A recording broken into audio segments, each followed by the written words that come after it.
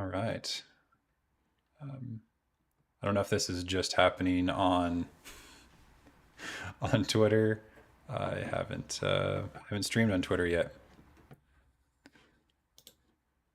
Oh, there we go. Finally popped up in my YouTube. All right, let's just share this real quick.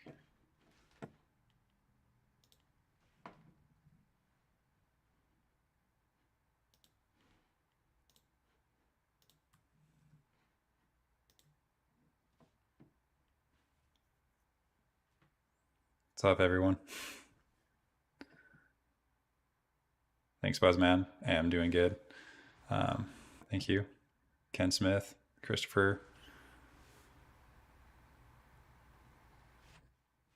Dude, what's the hot tinfoil? There's too much. I don't even know where to get started, to be honest. I do have a slideshow though, so to try and at least organize some of it because there's just so much.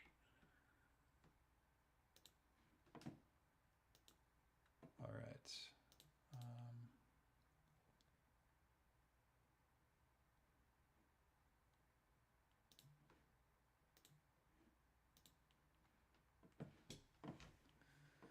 Sweet. 19 awesome people. EB, Casey, Wheelhead, Coach Chip, IR1, Ty Garner, Choco, Mija. I was wondering if Mija was Spanish, yeah. Okay, we got Carnifex. All right, sweet. Well, thanks for being the first people. Um, all right, well, I guess we can just get into it. Let me start this slideshow.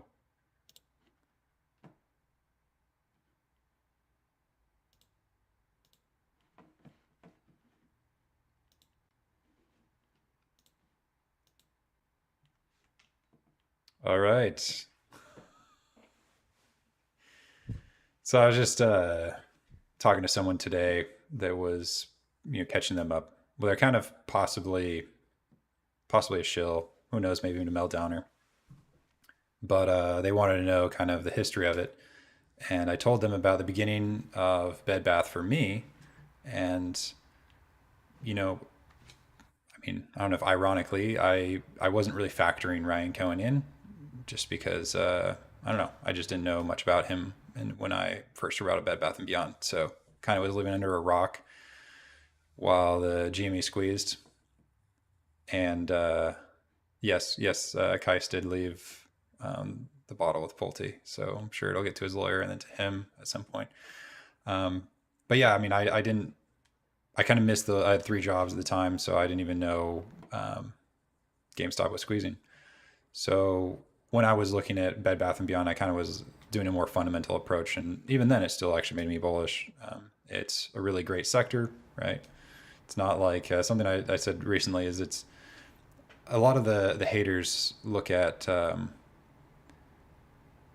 Bed Bath and Beyond as if it's like Pogs or Furbies or Tamagotchi, something that's just gonna like go away.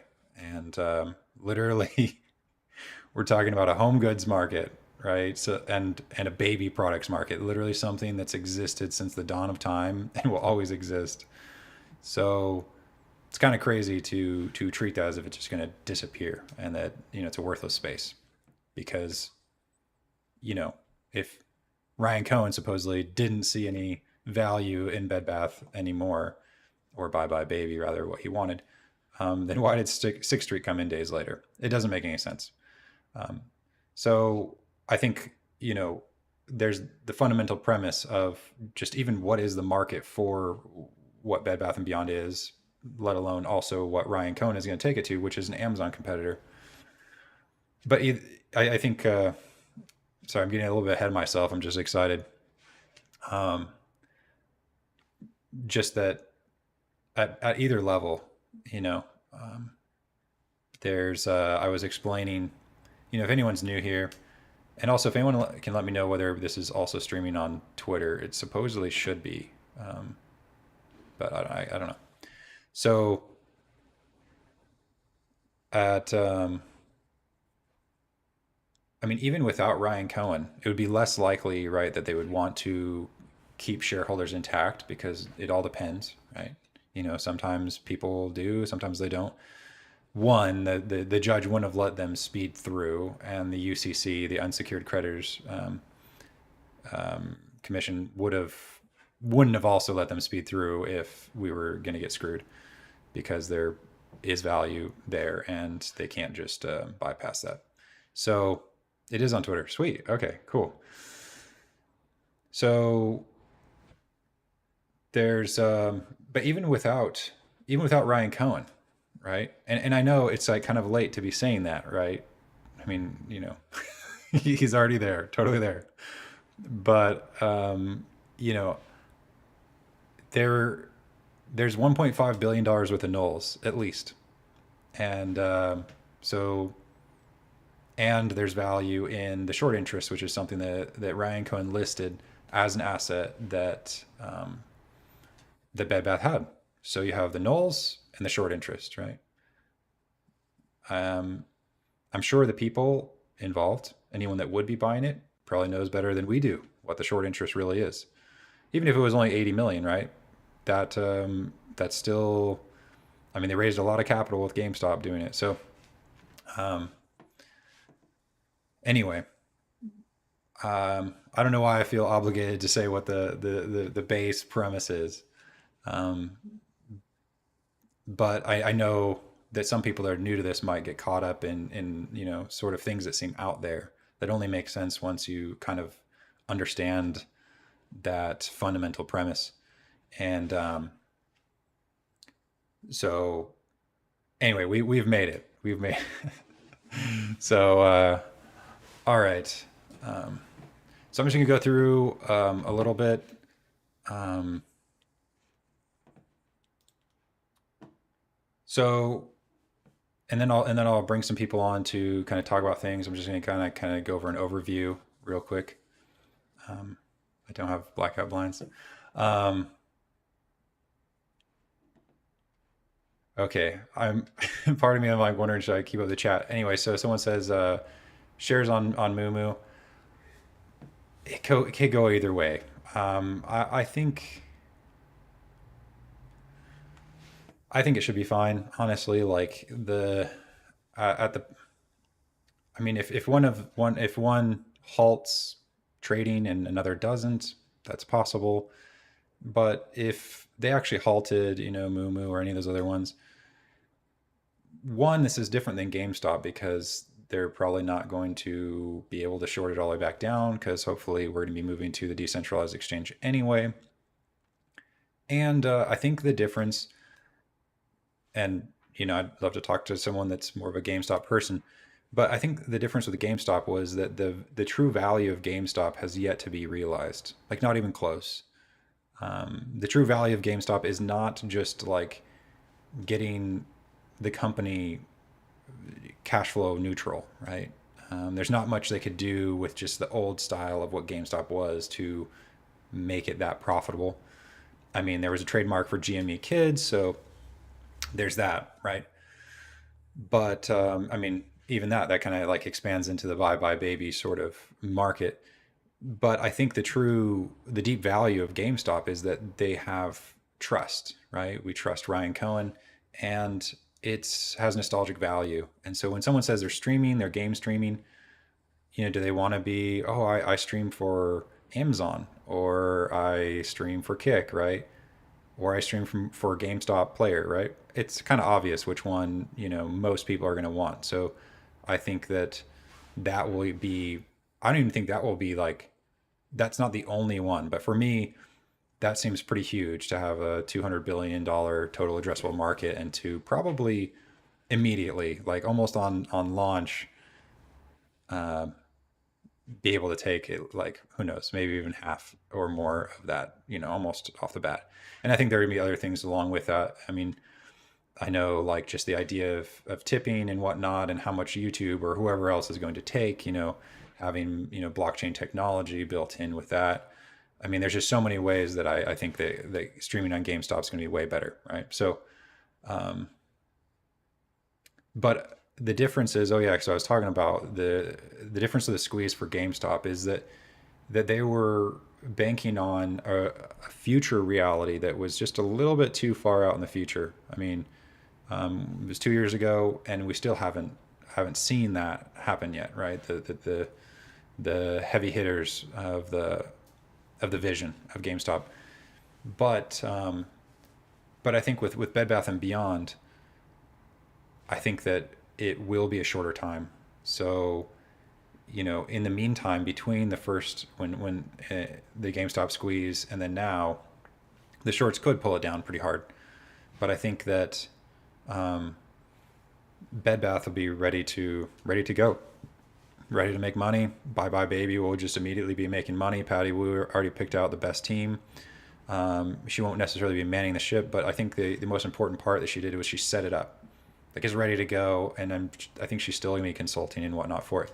So Bye Bye Baby will be ready to make money, and we're all gonna have tons of money to buy stuff there. Also, even I really do believe. Um, Sorry, I'm not even getting into this. I'm a little ADHD, but I was answering someone's question, and I think that there's going to be a movement towards asset light kind of business models. That we're in a quantitative tightening. There's a different monetary policy, and cheap access to money is just not there. And so I think that one, how consumers want to buy things has also changed. And I think that I don't know exactly which way it's going to go. In Florida, they have like Bells, which they have like tons of different things, mainly clothes, but they also do home goods. And that's kind of actually, I think, a more recent part that their addition to their model. And then there was a partnership with Kroger. So I'm not sure who all is going to do it, but I imagine that Bye Bye Baby and Bed Bath and Beyond, and who knows, Party City and whatever else, are going to be sections inside of a grocery store or another department store. That'll be that way they don't have to worry about cashiers and managing a parking lot and all these things that they could get by with literally just like one expert maybe there, to make sure for any questions people have. It's not like when you're in Home Depot and you're trying to find something and you're looking for someone that would know, because God knows it's going to take forever to find it. And so, with like two employees, or even just one that's managing both the Bed Bath and the Bye Bye Baby, making sure everything looks nice and whatnot. And yet you would be selling just as much as you would if you had a full store. Not to mention, I think one of the biggest burdens of any sort of retail or just any company is customer acquisition and getting foot traffic. Companies spend so much trying to get people in the door, and if people are already there because they're grocery shopping or already there for something else, right? You don't have to advertise to them, and they're already just walking by and they're like, oh yeah, I need this, and then boom, they're gonna buy it. And it also might be, and when they're there, they might just buy, like say they can find it a little bit less expensive, a little bit less expensive online. They might just buy it, especially if they know that Bed Bath and Beyond and Bio Baby have better warranties and whatnot. So um, yeah. So anyway, that's a little bit just kind of a preamble, I guess, to what we're here today. Just in the context of that discussion and how that person, it just um, made me think that a lot of people, they can't imagine how it would be profitable, but like I literally can't imagine how it wouldn't. Even as long as there wasn't some executives just kind of destroying the company, that I mean, I can't imagine it not working out, right? It's not that you know baby products aren't, no one's going to need them, right? And who else are they competing with? Just Amazon? I doubt that that's plus Amazon's getting in trouble for monopoly. I mean, I think about, I saw my neighbor. I wanted to take a picture, but I didn't want to be creepy. They had a pile of boxes because they just had a baby, and they've had it multiple times, like literally up to the top of the door. It's like, wow, I have no idea what they're ordering, but it's a lot, whatever it is, probably diapers and whatnot. But like, that is baby market is a huge market, and I really don't know who even the competitors would be. So, and that person actually had a Chewy box right next to the other packages, and I thought like, geez, I mean, literally PetSmart's like right down the road, but yet they ordered a box from Chewy. So anyway, I'm excited just like on the foundational value of this, um, but I'm even more excited about Ryan Cohen. So because also there has to be some sort of market reform in order to either a radical market reform or move to a decentralized exchange like T0, who happens to be 50% owned, 55% owned by Overstock, who created it. I mean, I think this has all been in the works for a while. Sorry, I'm kind of rambling around. So here, okay, here we have an earnings report. And so if you think back to the first Pulte interview, he asked a question: when do you think this is all going to happen? And I don't want to say I was a prophet, but because I'm definitely not a financial, I don't have any financial background. I've just been just trying to figure this out for the last couple of years. But I said, well, they would have to have some sort of numbers to be able to get some sort of estimate about like how much they were going to make. And then he said, only the young. So I'm guessing that was like a yes. I'm shocked you figured it out, but like you're, you know, um, but that enthusiasm that the young people have and the openness they have to big change, was there. So, well, we finally have actually post bankruptcy what the earnings for Bed Bath and Beyond is. And I don't know how I missed it actually. Well, actually, I do know how I missed it. I was definitely busy the whole being here and everything, um, for the big Pulte show. But this came from docket 2198. And I guess I should change. So if you calculate the cash balance, it says the cash balance at the beginning of the month and the cash balance at the end of the month, right? And that comes out to be 33,473, right? So that's pretty awesome, right? So they're actually making money, right? I mean, not a lot of money. They haven't really even opened up their doors. They have all the Bye Bye Babies that they said they were going to start remodeling back in actually starting August 1st, right? Their plan was to remodel. And so my guess is they're ready to open up their doors like any day now, which is going to be amazing. And what else? Let's see. So I think the earnings that they do have, I don't know if it's just from their profit sharing with Overstock.com, and that Overstock is leveraging the distribution facilities that Bed Bath and Beyond has, and they're getting paid for that. Which I mean, one, that's kind of a cool model, and also something. Why so serious? Oh, thanks for the $2. I'm Sofa King. We tatted. Thanks for the wrinkles. Hey, no problem, man.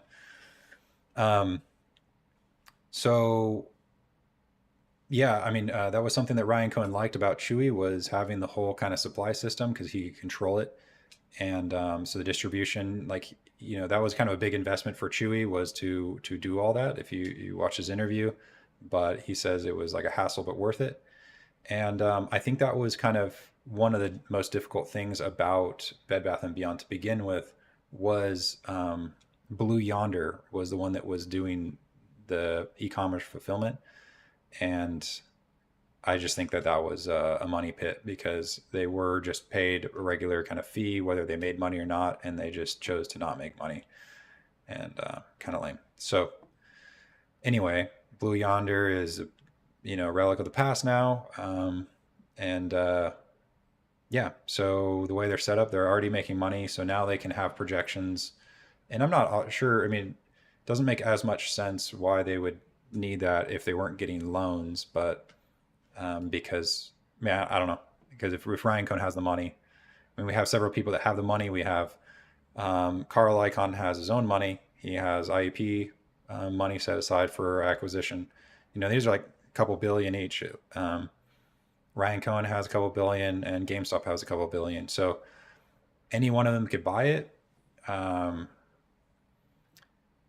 but we're going to get into it. It looks like we might be getting some new shares. And just a thanks to, first off, just a thanks to the whole community, because that was actually what drew me to the community. Was I figured with the amount of enthusiasm that our community has, that someone would see value in that.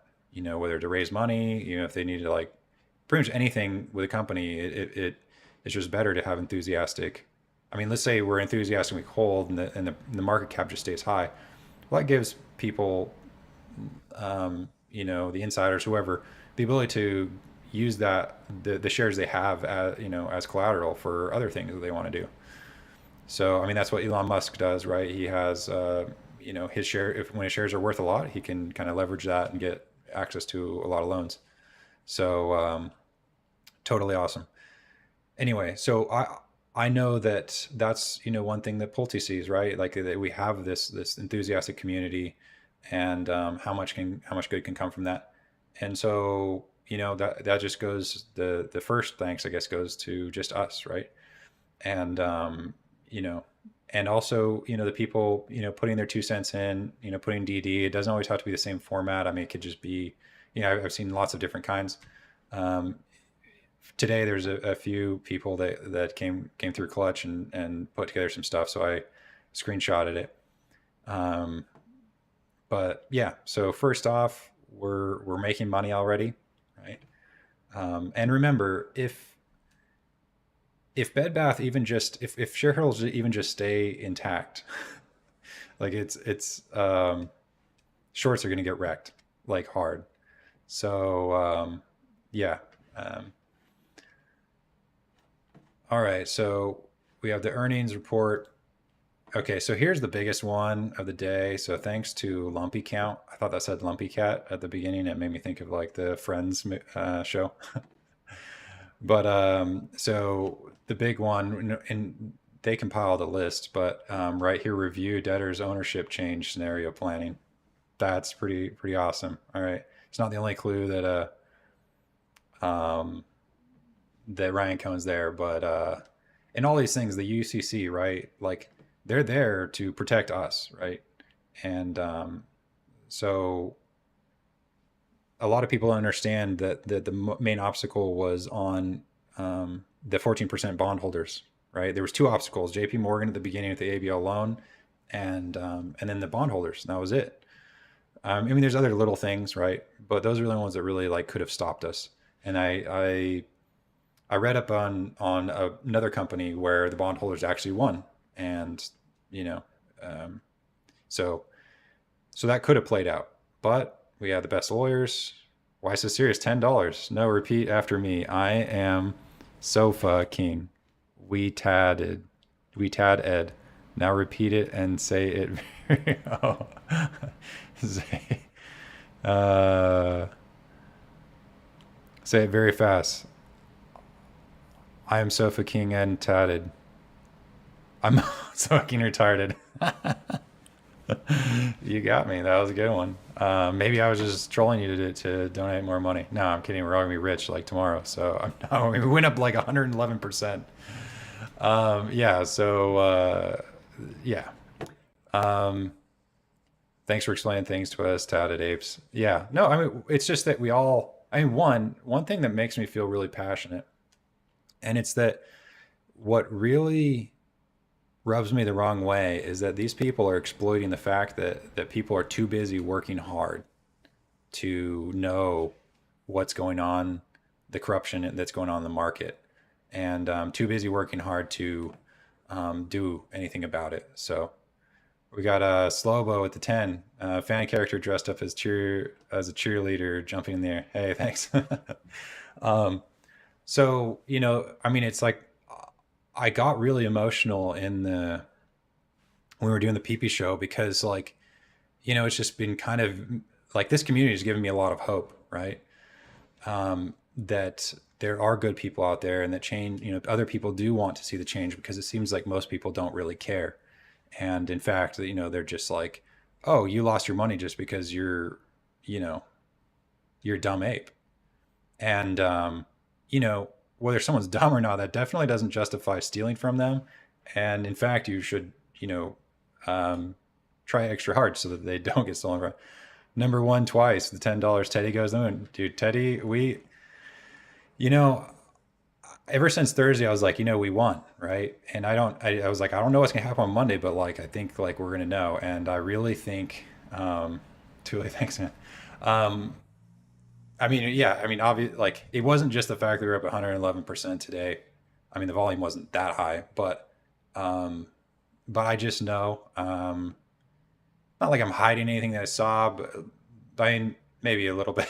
Like, if you were here, um, and you were me, you would know that we won, and we won more than we ever thought we were gonna win, actually. So, I, actually, I'm gonna have to kind of eat my word. Well, not eat my words, right? Um, but I kept saying, the share's worth at least $7, right? And that was without Ryan Cohen, but I didn't allow myself um, to really think about it, just because it sounds kind of delusional to hold on. But um, I think that this might be a situation where we should hold, because fool me once, shame on you. Fool me twice, shame on me. But the thing is the person um, that's doing the fooling, um, and the person that got fooled. Well, that's Ryan Cohen. WAT DC with a 50. Wow, thank you. Um, so the person that's like, I mean, Ryan Cohen got tricked by Wall Street, right? Like, it's like, oh, we're just gonna naked short you all the way down, and it's like, you know, I know that he is not gonna get fooled again. And wow, just thinking back on that WTC DC, thank you so much. And and so he's been preparing this whole time to make sure that this doesn't happen. And I've been meaning to use my personality theory to type Brian Cohen, which I did. And he has the best, he has the best personality for this, right? He has the expansive approach, which is the creative problem solving, right? He has the implementation, which is the hardworking. I mean, they can be really stubborn. I mean, they are stubborn. Like, so anyone who's superhumanly stubborn, they typically end up doing like construction. Well, not construction, but like, anyway, they're like building stuff with their hands. But then he also has preservation, which is double checking everything and reinforcing everything. So I mean that means that he has solid multiple creative reinforcements to this. There was a plan A through Z, and that's actually. I mean, I'm also expansive approach, but I don't have the other two, and so I'm glad he's the one doing it. Thomas says with a two says 500. I've heard is the floor. You know. Um, I think that sounds like a cool number to me. I mean, not financial advice, but yeah. And I don't know where you heard that, but I don't know. I mean, maybe more than you heard that. Doesn't even make sense. EU the 10. I like the lumpy count. Um, the lumpy count guy. Yeah, no, me too. Wow. I haven't seen your stuff, Lumpy Cat. I want to call you Lumpy Cat, Lumpy Count. But man, on point. So anyway, yeah. No, I mean, it's happening. But the other thing about the timeline is this is way bigger than we thought. This isn't just about Bed Bath and Beyond. All right, like we've been having a very small focus, and that's why when Pulte was like apes shouldn't be fighting other apes, like literally. Um,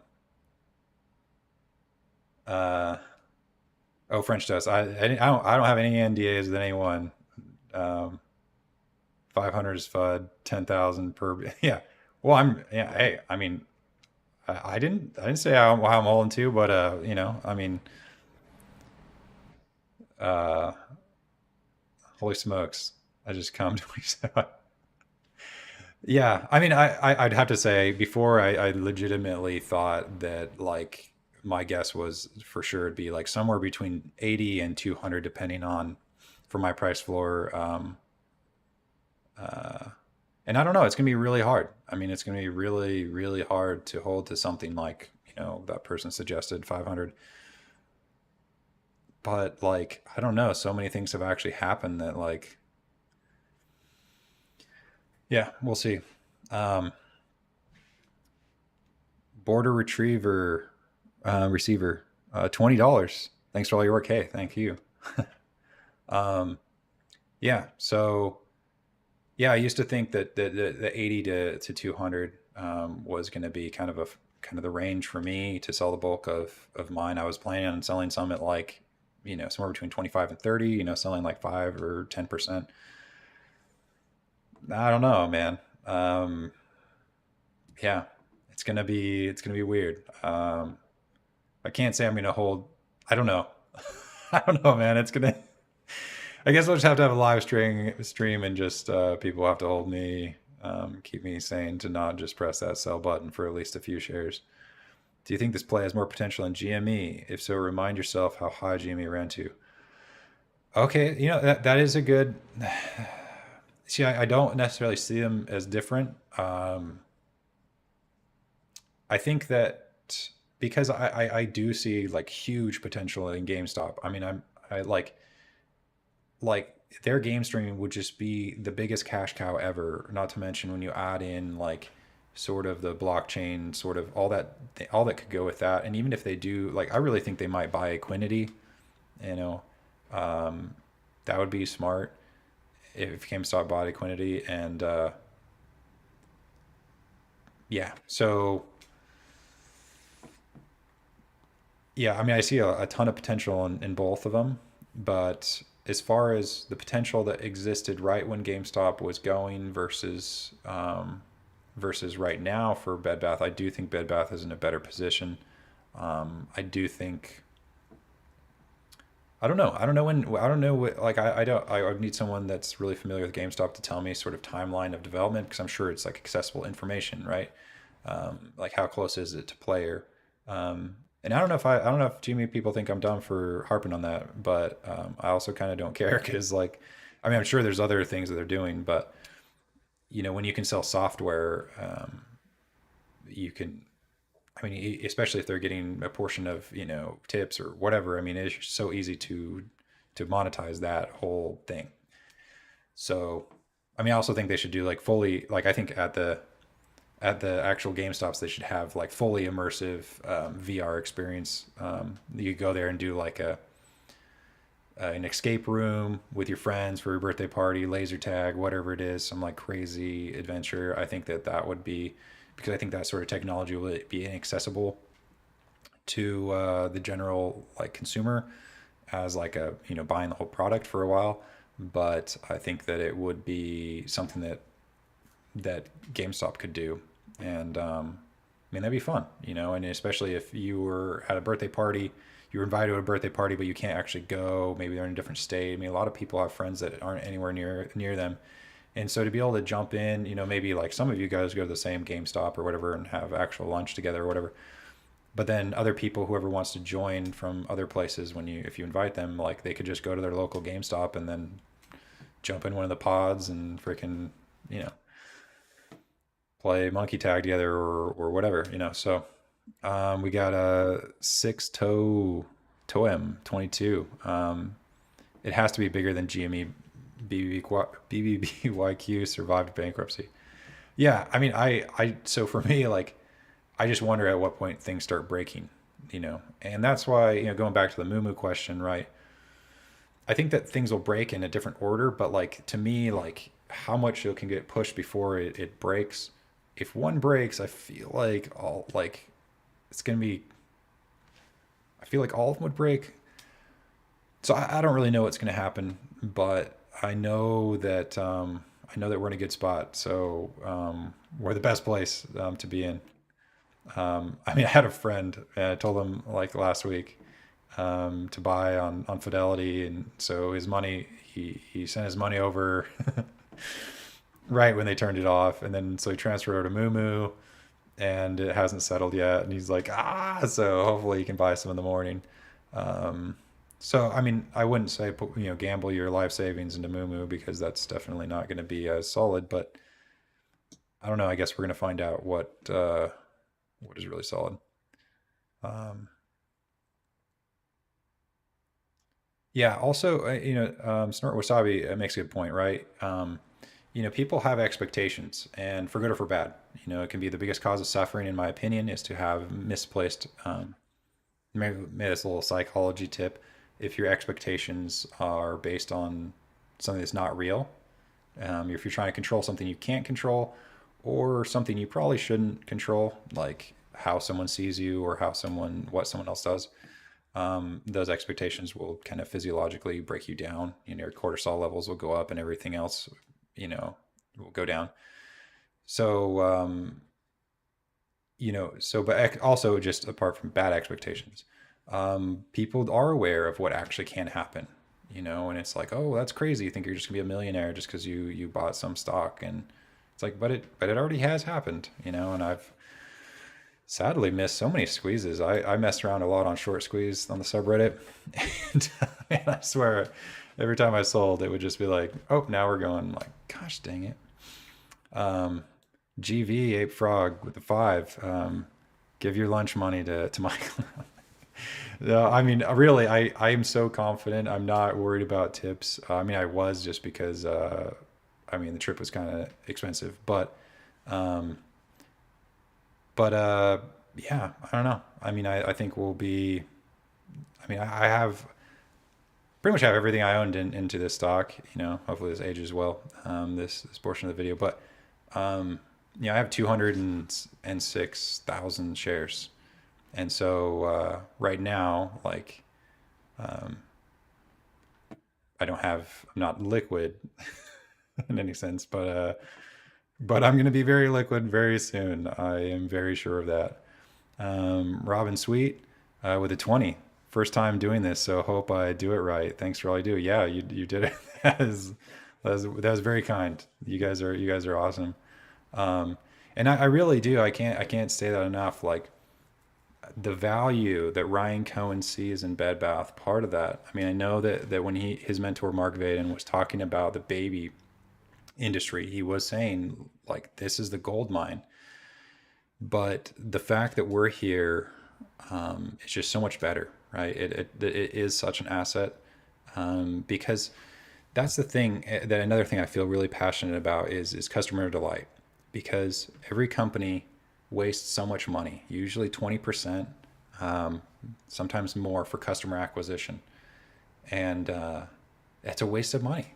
Like, they're paying people to manipulate people into clicking and whatever, and it's like, why not just pass that savings on to the consumer and delight them, right? Like, I don't need much to be delighted. I don't need a handwritten note. I mean, that's nice. Some people want that. That's great.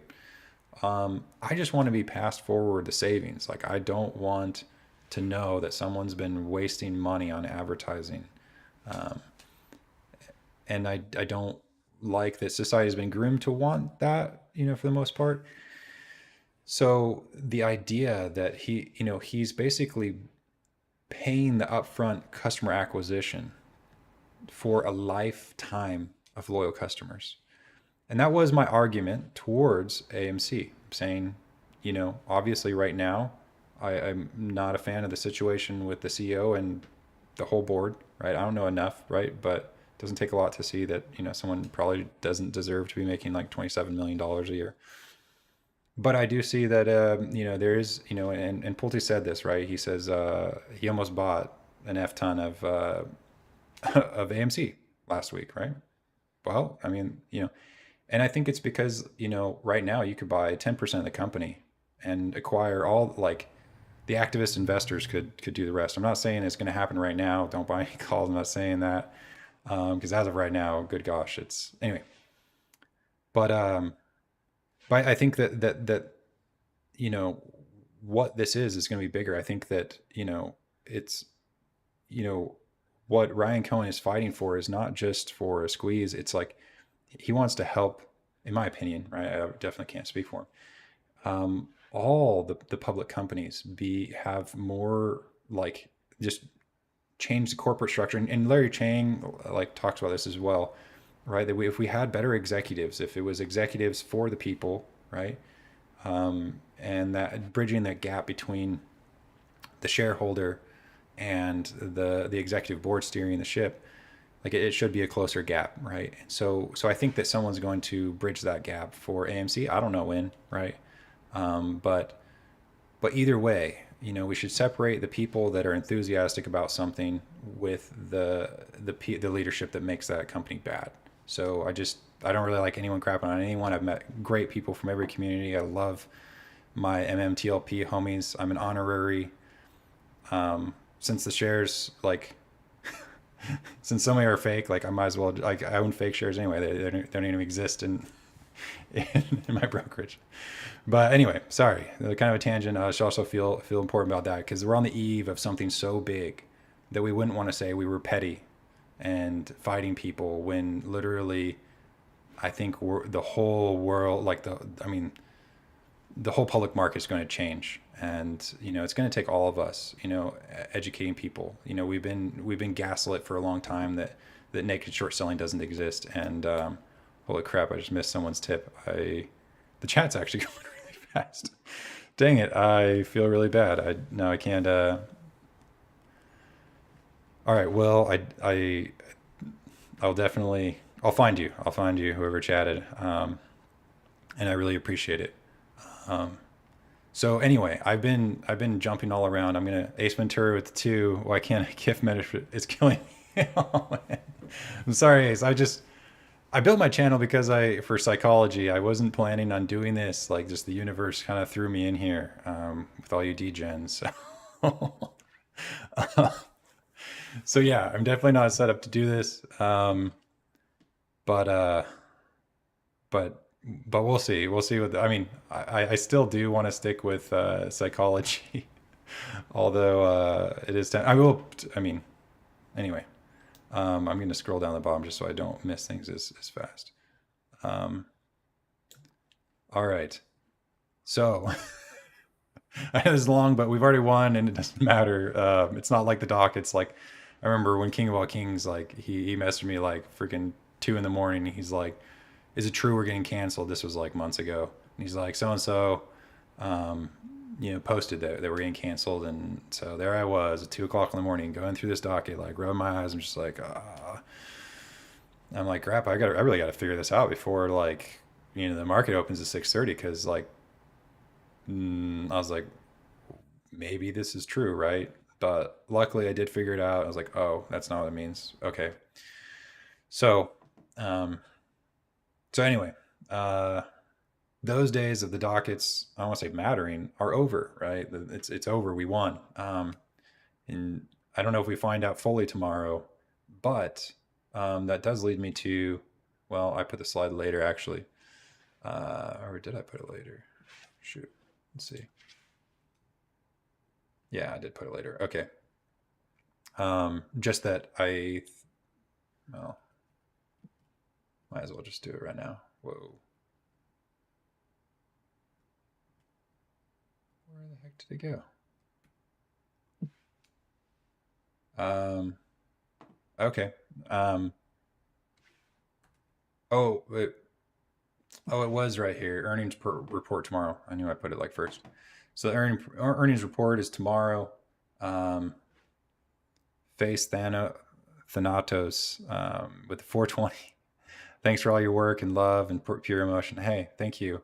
And some people were saying like we have to like learn how to control our emotions. Like, I think that's kind of my theory. Is like the reason it's AME is because it's anatomy of mind and emotion, and that I believe emotions are good. They're suggesting one of 7 general approaches to take, specifically the most meaningful one. And so if you feel a negative emotion, it means you're resisting the actual emotion, which is suggesting just a general approach to life. And so my theory, would help people figure out what emotion they're feeling so that they could then not resist it. Um, so anyway, all right. So yeah, the earnings report could, it's going to be tomorrow before the market. So that will likely be released with like a 10K or something. And that's all they need, plus one other little form that just says, hey, we want to go back on the OTC, if that is the direction they go, right? Um, they also could have already moved to T0, I mean, fingers crossed that would be the dream scenario. But either way, we're good. We're just way better on T0 slash BSTX. So, all right, yeah. So earnings tomorrow, that'll be exciting. We already know it's positive too. Oh, I put a negative sign, but that's just because I was listing them in a list. Dang it, it's positive 33 thousand. So I mean, be more specific where the money came from. So that will be interesting. Grady Lane with a 5. I got your Rain. Thunderous Queefer with a 2. Where's Blur? Big Dipper with a 2. Big Dipper, Big Dipper. Or Big Tipper. Oh, yeah. Big Tipper or Big Dipper. I think Big Sipper. Oh, nice. Well, cheers, man. Um, John with the 2. 1 trillion Zimbabwe dollars. Uh, yeah, if anyone can gift me, I want at least one MMTLP share. I can't buy them. I mean, I own as many as I own them as well. Anyway, I keep trying to say that joke, man. It doesn't. Okay, so next thing we got. So again, this was Grumpy Cat. Shoot, what was Lumpy Count. All right, so he put a lot of the, and actually, if you're um,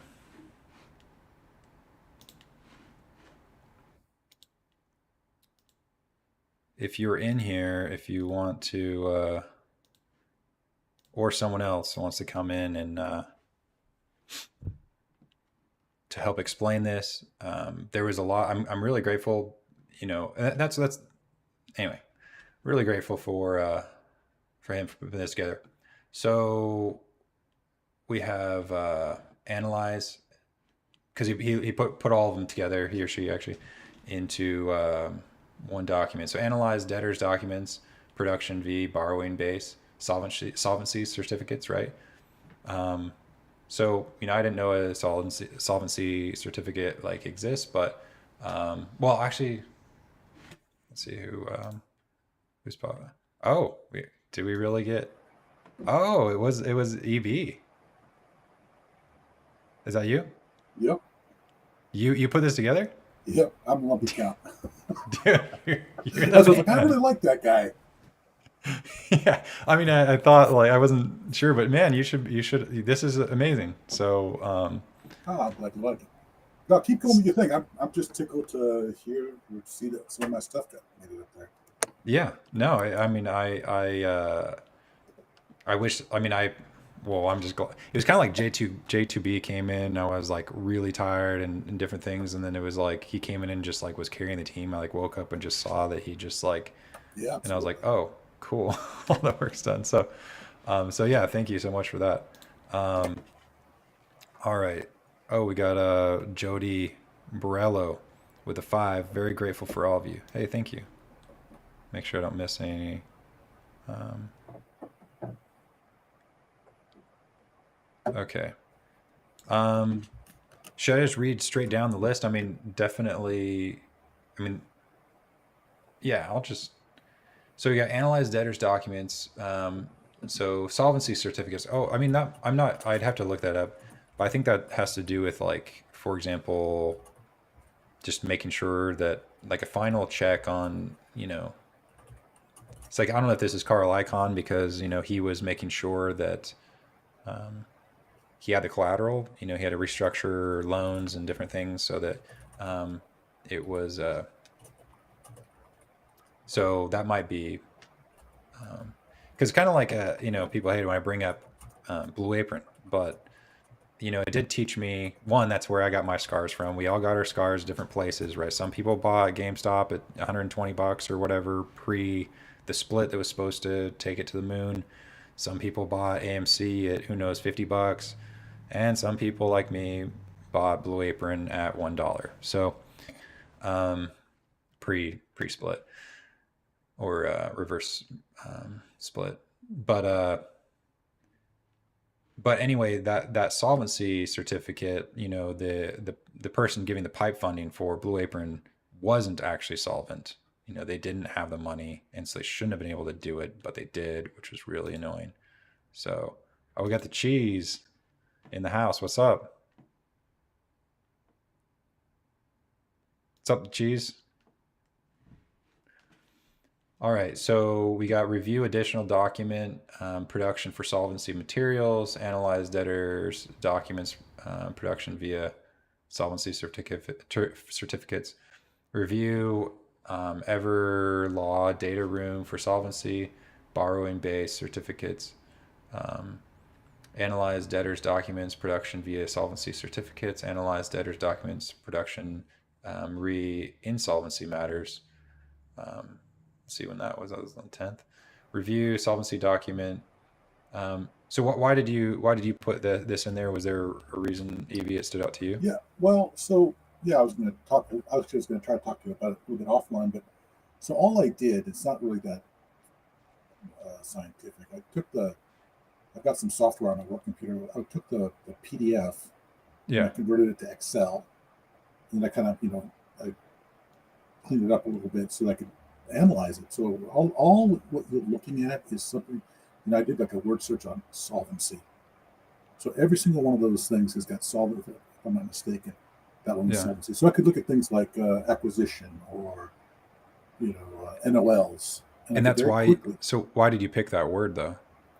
I was just well, it just I just was thinking, solvency of the company, um, Of Bed Bath? of Bed Bath, yeah, Okay. rather than being insolvent.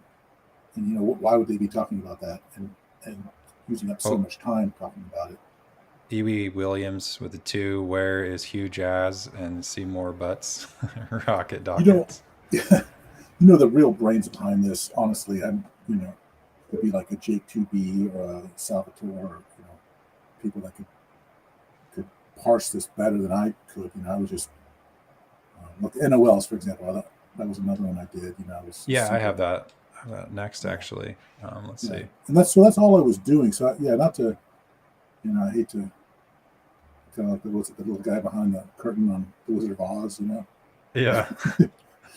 Well, But no, I yeah, mean, I just think it is important. I mean, I think, I I don't remember where I learned it. Something that in order to have a loan, they have to have an evaluation, right? And that was some problem with 2008 crash was that they couldn't set a price for these mortgages. They didn't know what they were worth. Like, and since no one sure. could set a price, no one could borrow against them or whatever. They couldn't trade them, and so I mean the idea of you know, for some reason them posting like, "Hey, here are our financials." That's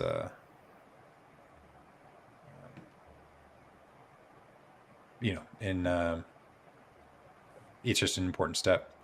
We got Dig Dug Doink, Dr. Mike. Am I crazy? No, you're the least crazy. You're awesome. Um, the cheese says, okay,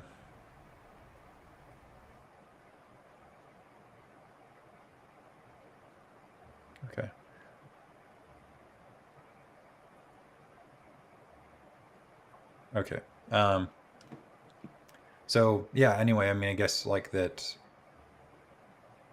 Um, the company has to be, they have to have financials in order for it to move forward. I guess. So let's see. We have. So you just highlighted these three: update stock sales and Well, yeah. acquisition So research. I think in this slide you showed here, I just did a search on sale, Mhm. and so everything that shows up as sale. So I kind of skimmed through it. Some of it didn't really look that exciting, but then update stock sale and acquisition research summary. That sounds interesting. Review historical share purchase and sales. Why would they need that? Super. Supervised share purchase. Yeah, I mean that. Anyway, that was my thought process. And that's one thing. We got SH short hedge fund butt rammer for the 420. Holding big green is harder than big red. Be ready. Yeah, it's gonna be awesome to watch. So also one question I've had, and I haven't known the details, but um, when the bonds get turned into, because in the white paper that was talking about the strategic Chapter 11 restructurings, it was saying basically that you turn the bondholders into shareholders, which now makes them no longer you know debt that you hold, right? And so in order for them to do that conversion, then they would have to have some sort of price of Bed Bath and Beyond to compare that with. And so I've been kind of, that's the only thing I've been kind of worried about. Yeah, Gravis the two, thanks for providing the daily Pen 15 injection. The Gravitron, the two, let's go, Mike, XOXO, heck yeah.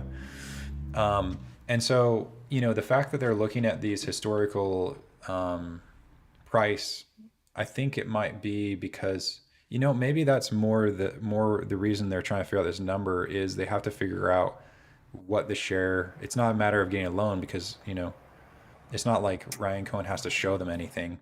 It's a matter of them trying to get what a share fair price, a fair share price is for the debt to equity conversion. Because if they did it right now, that would make the amount of shares that they'd have to give would be like, you know, just the bondholders would take so much, right? If really they're like, oh yeah, 8 cents each, or even whatever, 17 cents each, to pay off all the bondholders, they'd have to like give them so many more shares than us, Absolutely. and that would dilute the crap out of us. So hopefully, the fact they've been doing this research, maybe they're looking at like a historical price, and that was something that I'd kind of been looking at when I decided before I decided to buy in. Was I was like, well, what would be a reasonable price to expect that this could get back to? And so, I mean, I got to the idea of somewhere on the low end being like $4, and then a conservative end like $7. And so, I'm hoping that they do that for when the debt to equity conversion. That way, we don't just get screwed. I mean, if we get anything, we're still going to be great because I really do believe this is shorted way beyond. I mean, I don't know if I'm just repeating myself because I found this out recently. The first raise with the 5 looking great in the tie. Can we make more love in the chat for Michael supporting PP on the Pulte trip? Thank you, Michael, for your appreciate. Thank you. That means a lot. Yeah, I mean, I wanted to stream. We ended up doing a space instead. But coming back from Pulte's doing the stream of Pulte, I just knew that the community who made this possible, I wanted to share that experience because it was like, it was so good, so validating for all that we've been fighting for. So yes, I think I hope that the equity conversion is good, but if we get even anything, oh yeah, so if we even stay intact at all, I think the short interest is so high because, on Clearstream, which is, props to Sears for shouting out that rabbit hole to go down. Sears Forever, not the company, but I mean they're kind of the same thing. Um, Also, he's a homie just in general. That guy's awesome.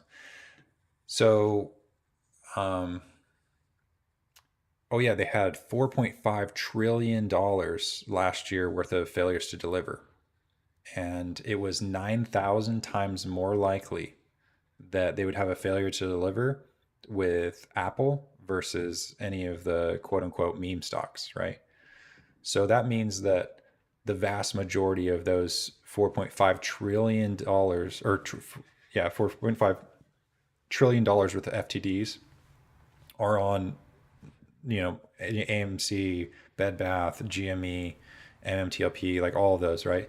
So when I thought about that and like thought, well, how many stocks are there that are in that sort of basket or in that sort of position where they're just heavily naked shorted, and then kind of distributing that $4.5 trillion plus whatever happened this year,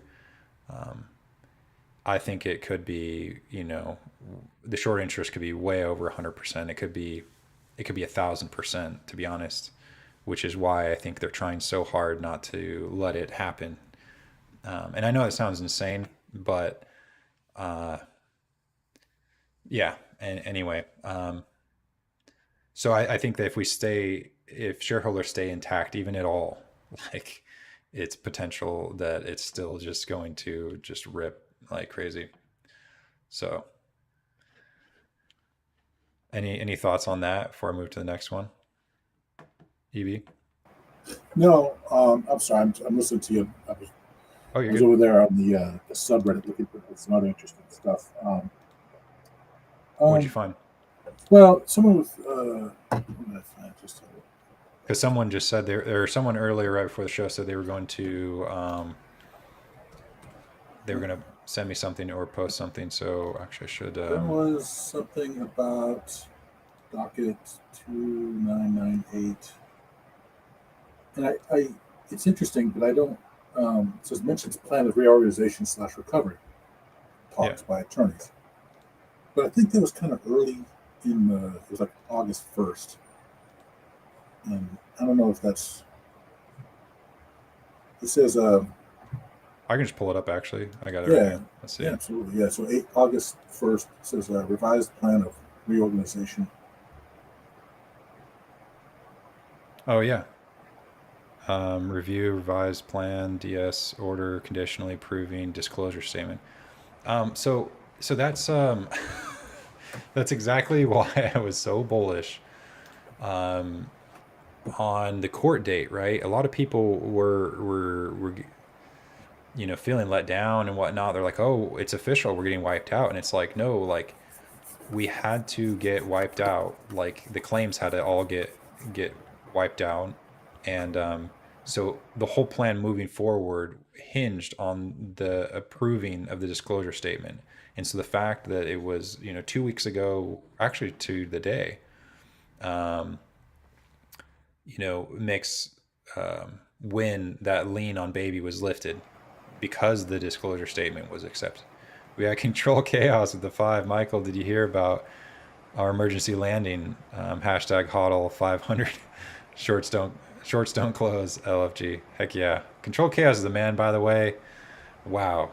Spending time with him, just uh, that. I mean, I want to say anyway. He is an awesome person. If you don't know him, you should. Is So Control thank you. Chaos? Is he like the bigger guy? Yeah, yeah. Cool. You know And what? He's like he a made this trip so good. He hooked us up with an Airbnb, and oh awesome. he drove us around, and yeah, like he was amazing. So big shout out to him. Sorry, and do you have something else you were gonna say? Oh, I was just gonna say I looked at him. I thought, oh, it's just like looking in the mirror. I guess if I was there, it'd be like a couple bookends. So nah. I was like, hey, who's that guy? You know? Yeah. Yeah, you should know. He's a great guy. I definitely want to hang out with him more after. We got inbound calls from creditors 3x re the plan confirmation and recovery. Let's see. Okay. I mean, I don't know if recovery right there is referring to us or Right. okay. Michael, I'm gonna send you those. I'm gonna send you these files in Excel format. It's gonna send to your. I'll get them over to you because that way you can search on keywords, recovery, Yeah, sale. we got you copy in the house. I saw, yeah, you copies here. Actually, you copy. I have some TA for you. We won. That's it. That's your TA. No, that's really good TA. It's TA by Chad Mojo. Is this accurate? You copy like is Oh man, I love the memes, and I do think they help because I think that for too long people haven't understood like the problem. They haven't understood the price action. This explains the price action. Um, this is an upside down head and shoulders. That means we're going to the moon. It might be upside down because someone's bent over in prison. I don't know, but it's definitely an upside down head and shoulders. Look, Um, people say you buy the dip. I'm looking at the dip. That's the dip that you buy, right? Oh man, I can't wait till yeah. Um, So okay, so we again, also got the Knolls over here. I saw that you said that you updated it with Jake 2B. well, Um, Jake T, I mean, and again, I want to give credit to what credit's due. I mean, a lot of this was stuff Jake, and there was other people too, and I just Jake TV stood out to me. But there's some other people, and they were saying, "Hey, I found this," and so I went to my spreadsheet and did a quick search on whatever it was that they were pinging at Knowles, for example, in this case. So it was really simple to do a search on all Knowles, and there you go. That's what shows up. Now, whether it's 100% relevant, I think Knowles are in this case, but maybe maybe the solid seed one maybe wouldn't be too much, or I mean, I do think it was important. I don't know why it's important. I right, mean, at this point, like, it was like kind of an interesting journey where at some point I realized that even though I didn't know everything, I knew enough. I knew we weren't getting wiped out. I knew, yeah. And so it kind of made it kind of hard to keep really digging, like, because my life didn't depend on it. right, All the DD I did was just because, like, I don't know. As a community, I know not everyone has a ton of time to be sure. able to do it. So Well, yeah, no, we got absolutely. Holly Etlin in the house, Holly's in the our house. favorite Hey, person. That's awesome. Holly, you So did it. yeah, so on the Knowles thing, what I think I should have highlighted. What's interesting is why the heck are we talking about knoll preservation on August 28th, 29th, August Because 21st? that's, I mean, there's so much, there's so much value there, No, and I agree, but I'm saying yeah. if the stock's going to zero, I should have Oh, prefaced right, it. If the stock's going to zero, why are we right, talking about null preservation? I mean yeah, that to me was like this huge and a huge what? Sorry. uh, it's a huge epiphany. Like you got to be kidding me. Obviously it's a big deal. But again, the shills again. I kind of creep on stock twits. That's where I hang out. And then, the nulls are meaningless. It's going to zero. That kind We of got stuff. we got a Ross. Oh my Ross, gosh! hey Ross in the house. Hey, fellow Wow. so guys, Washingtonian, right here. Hey, what's Yeah. up, man? not much, guys. Just had free time tonight after I got done with some work to join. I'm I'm like everyone honored. else. Ah, it's not a big deal. I was in the area. I mean, to be honest, like, there's a few people I really have to give big thanks to. One, AJ for trolling me in the r/short squeeze subreddit, um, and Oh, eventually getting that me to was come to Bed Bath and Beyond, and then Lance A by convinced me to go on the PP show after I wrote some DD. So, and then the other one's you for, kind of one of the times when it was like the hardest actually. Like I was terrified, and just because I don't have that kind of high level insight of like how these companies really operate and what they, I can think like, well, theoretically it might happen. I don't know. And then so you came in and it was like, oh, like it set me at ease. So thank you. well. I don't want anybody to get at ease. You do your own due diligence. I mean, this is. I keep saying it over and over to people. This is a speculative bet that's well informed. It's the most informed speculative bet I've ever made. But Yeah. we're still betting on other people's actions, and humans are weird. So, you I feel pretty confident. And as I said today, the ball's in the air. We'll see if it hits the window. Well, that and I think too, there's a lot of money on the line, and I've said it before. It's not like these guys are going to roll over and take it. They'll do whatever they've got to do to not. They've got to see what's happening. There's a shit ton of work that's been done for no outcome. Like, I mean, at some point there's going to be. Okay, so I'm going to try to say this best I can, but it gets into an opinion. But all these folks are attorneys, and as attorneys, and especially folks like Holly Etland, who's operating as a quasi CFO, and the restructuring officers and whatnot, they have a fiduciary to the dip lender and to the debtor in possession, as well as to the creditors, to only do what needs to be done to affect the Chapter 11 restructuring and get to an exit. So there's a general principle: if you're not going to get to jam in a ton of bills that you want to put into, just, hey, it's the Full Employment Act for $1,500 an hour lawyers, that'll get rejected by the court as a breach of fiduciary duty by Holly Outland and everyone else there. So I look at this and go, the fact that there's so much money that's been spent leading towards a successor entity with an equity distribution leads me to believe, too many turtles on a fence post for it to be a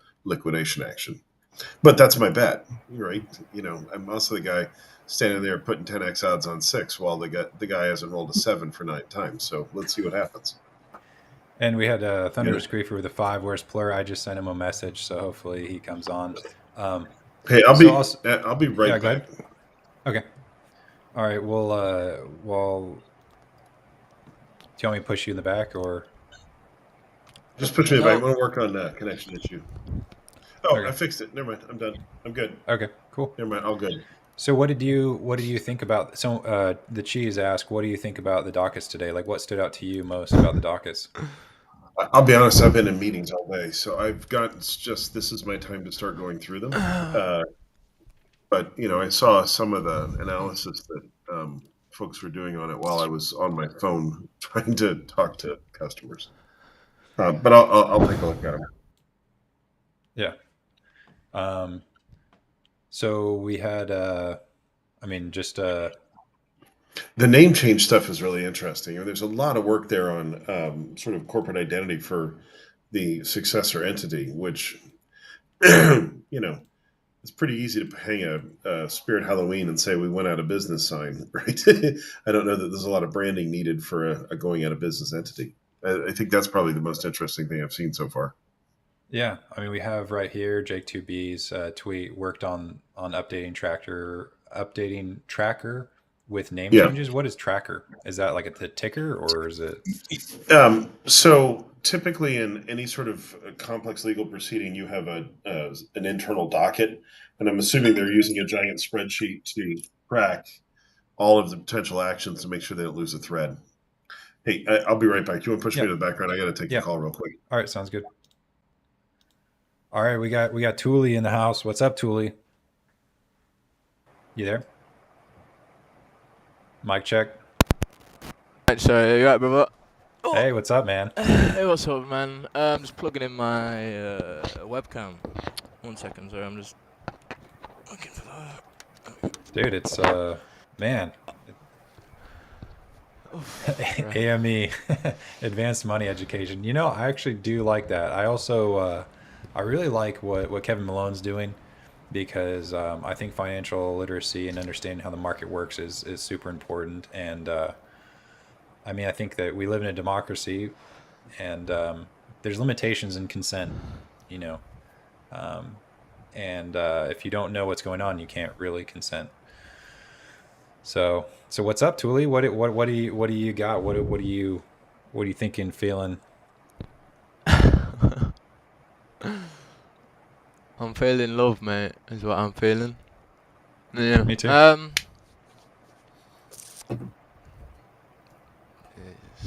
Words don't arrive, do they, mate? Really? Just feel stuff, don't you? Yeah. It's hard to even find a direction to go on anticipate Moas everybody. That was a nice one, Christopher. I feel like it happens slowly then all at once, right? I think that's the saying. And man, it is kind of happening all at once. Why So Serious says he's got something pinned. Sarah Lee Clark, let me just tell you that God loves you. Anyway. Cool. Let's see, Serious. Shoot. Oh, I'm sober as a judge. I'm good. Yeah. Nice. Yeah. Sometimes in life you just catch feelings and you catch vibes, and you can see the bigger picture and you can feel, what's going on. I've been in the dark, mate. Real dark. Like when there is no light, and there is light. There really is, and it's here. It's coming for all of you. There's No one escaping it, man. Do you know what I Yeah. mean? You can't escape it. There's no ego that will ever get anywhere near the truth. So Dude, yeah, CN with the meme, I love it. SPF 5000 plus Florida edition. Oh my gosh. Um, I do love the memes, everyone, and I do think it's a good way to like. I think one thing about a meme stock is like you can't describe it, but only maybe in a meme. So you know that's definitely awesome. yeah. Looking for Sirius. I don't know if he wants to message me. I don't know. Oh, there it is. Um, We're really not fucking about. We're really not fucking about. Remember that. Whoever's yeah, watching, if you have a nefarious intent, we are not fucking about. Thank God. Seriously, thank God. And he will find you if you don't. Just remember that. yeah. Remember that. He will find you. And he will give you plenty of chances to sort your fucking shit out. So, if you end up at this door in that way, I'll happily watch you burn. But there is a way out. If you can find it. But it takes a good man to do that. So, Yeah. play the fucking game if you want to play it. Or back down and go the other way. Yeah. That's all I'll fucking say, mate. And God bless you, Michael. And God bless everyone in this stream. It's going to be a brilliant life, but I will fight if you Me want too. to. If you want to fight, I will fight. And so will my family, and so will my friends. Okay? Amen. Amen. Hey, well, thanks for stopping by, man. I love you. I love you too. Take it easy, everybody. You too. Very cool. Oh, we got Ross back. Hey guys, Hey, what's sorry, up? work intruded. No, it's all good. That's a four So looking through word, the doc. Ross. Yeah, go ahead. I said that's a 4-letter word. Work. Yeah, well, I think Mr. Cohen said work hard, right? So trying to do that. Yeah, Meager So Tweed with the 10. Sorry, the 99% so make reading through up the virtually dockets, the. the bunch of them. Yeah. Yeah, Oh, go I was ahead. just saying. No, I was commenting. Oh, sorry. I think we have a little bit of lag, but it's all good. Can you imagine if it was the majority who moved the markets in their favor, done with 1% financial literacy for all? Thank you for all you do, Michael. Sorry. Thank you. Yeah, go ahead. No, I was just saying a bunch of the dockings when I'm scanning through them are, in essence, preservation of liabilities. So things like people who have slip and fall claims or other personal injury claims are starting to file for the hey, we want to preserve these claims post bankruptcy. So once this is all done, either the debtor in possession who becomes the debtor and the owner of this thing when it's all settled with a confirmation evidence, either they'll still have to stand in court or it'll get paid out through the liquidation if it goes to liquidation. But that's kind of a standard practice. But I don't know why there was a flurry of them today. Mhm. It's unusual to see, like, it's almost like they're garbage cleaning. Mhm. Like there's a whole bunch of shit we got to get done and preserve these things and hold these for future and cancel these leases. But there was like a wave of lease cancellations and sales. Now there's a wave of filings related to personal injury and other claims that would succeed. So it feels like garbage collecting, like we're at the end of a process of trying to make sure all those things are caught. But that's just an opinion. And that was kind of my thought, was that the big obstacle was the bondholders and the lien they had on baby, and after that it would just be kind of the garbage collecting like you were talking Yeah, about. Yeah. yeah. So I think well, it'll be interesting to see if there's actually anything happening before we get to the weekend. The notion of there being some potential earnings announcement tomorrow, I haven't seen any confirmation of that, so it seems kind of random. I mean, they did have in one of the dockets earlier, they had they said their cash balance before and at the end of the month, and Yeah, it so they didn't were change much, did it? positive There was somebody on 33,000. the on Reddit that said, I can't remember if it was Robin Hood or something, and had an announcement that it would be earnings before market Yeah, it open. was on Charles Tomorrow. Schwab as well. Okay. I mean, if they did, I mean, they probably would have pretty limited earnings to report, is my guess. Right. So it might be kind of easy. And I think that would just be, the profit sharing with, like, if if Overstock is leveraging the distribution facilities. Do you think that might be what it is? I don't know. I mean, I do want to point out, like, you guys are not you guys particularly, but a lot of people doing due diligence are going after connections on stuff like Flexport and things like that. I think reading a lot into that because Flexport's a pretty standard platform for logistics management and stuff. So it's a little bit like seeing an Oracle license in there. It's a pretty standard database. So that's just a Yeah. supplier relationship and not necessarily anything strategic. Well, I do think there's so much evidence on a successor entity and the need for them to have some sort of name change branding event and operating plan afterwards that I'm kind of seeing this setup that would go, hey, we've got to get a real 10Q done and get a real filing done so we can reactivate and get off expert markets. Then the successor entity owns now this underlying stock price and has to go through a brand and name change and ticker symbol change and all that other stuff, all as part of confirming their ownership and getting stuff done. So I'm just starting to think through the amount of stuff that has to happen before they actually can confirm and be done. If they actually want to recover the stock symbol, I'm just thinking through like what the filing requirements are for them to get off it and whatnot. I think OK Bet said they only had like just one. It was like a Form 4 or something that they Yeah. had to file. That's more. Do you think so? Do you think the pathway, I mean, would be that they could go? OK Bet was saying that it's kind of nice that they're on the expert market because they can establish how many shares are there when there's not really much trading going on, so Sure. that they can issue the T0 shares, so they know how many to issue.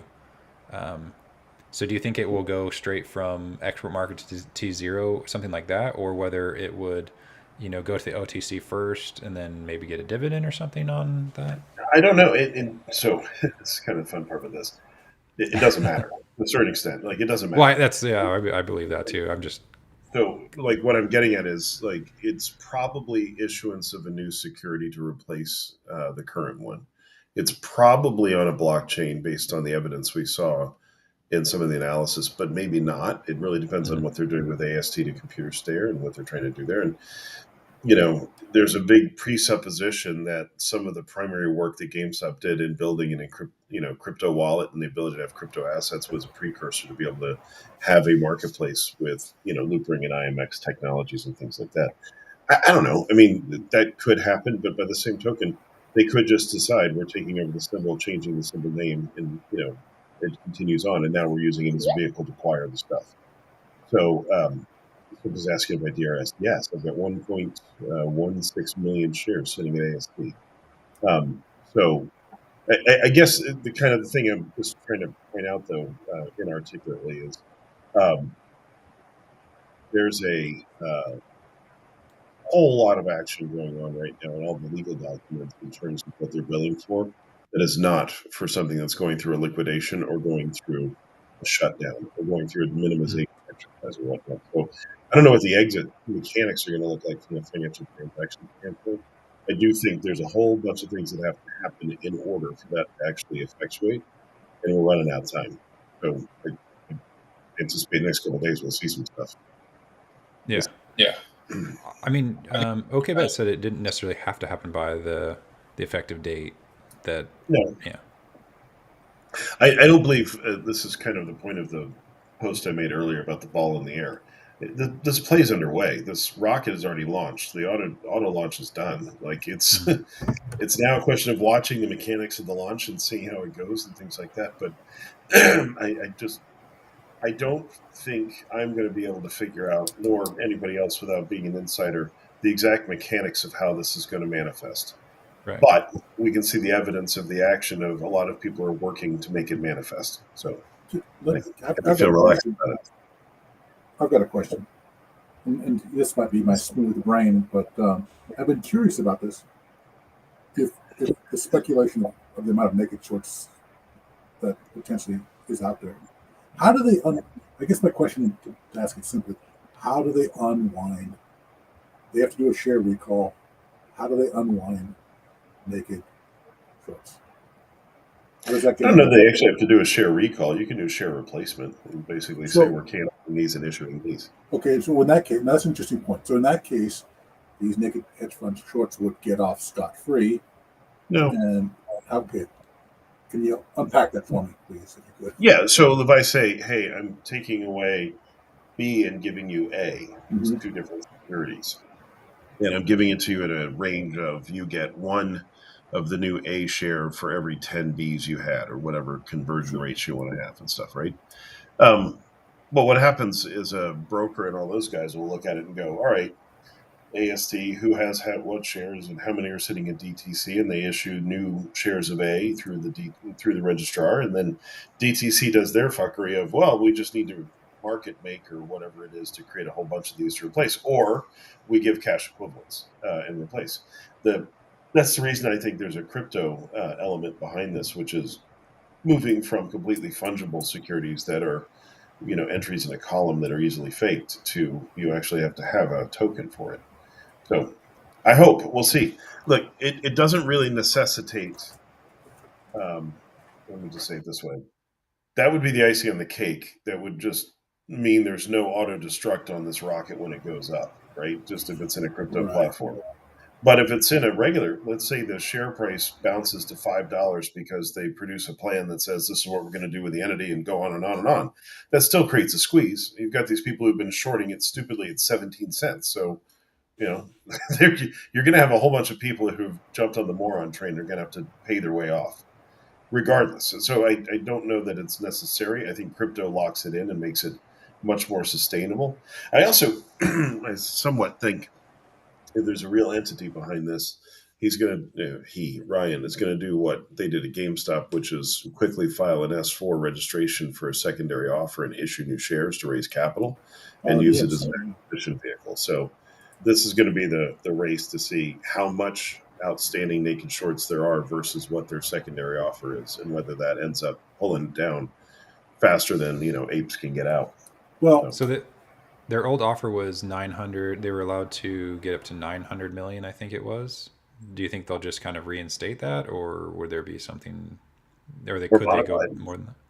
Yeah. They could go more. You can modify a shelf registration, come back, refile, and wait 30 days and do it. So Okay. really depends on how it goes.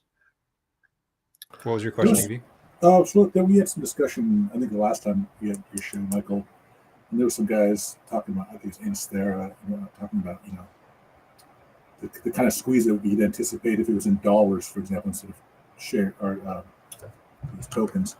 We could have this massive inflation, and hedge funds go bankrupt, and the government's going to bail people out. And what I like about the tokens is we're insulated from that. We're insulated from that kind of inflation, right? I'm Um, not too worried I about mean, like the well, assuming, inflation yeah, all the money inflation's should all right. actually already be there. Like and like once you're just actually, in fact, I think you're kind of de-inflating it because all the people that have money borrowed against all their shares that are inflated, then now they will have less room to borrow so much money. Um, I was actually, that was one post that I did bring up was Kevin Malone had. Um, so he had this just from today. The Dow Jones just blew past the 200 moving average, and so, OKBet was saying um, once Citadel and Virtu and everyone gets margin called, like it goes into automatic liquidation of all their shares. So any Apple shares, any Nvidia, whatever, just get automatically liquidated. So, I mean, do you think the same thing is going to happen, Ross? Like, as far as um,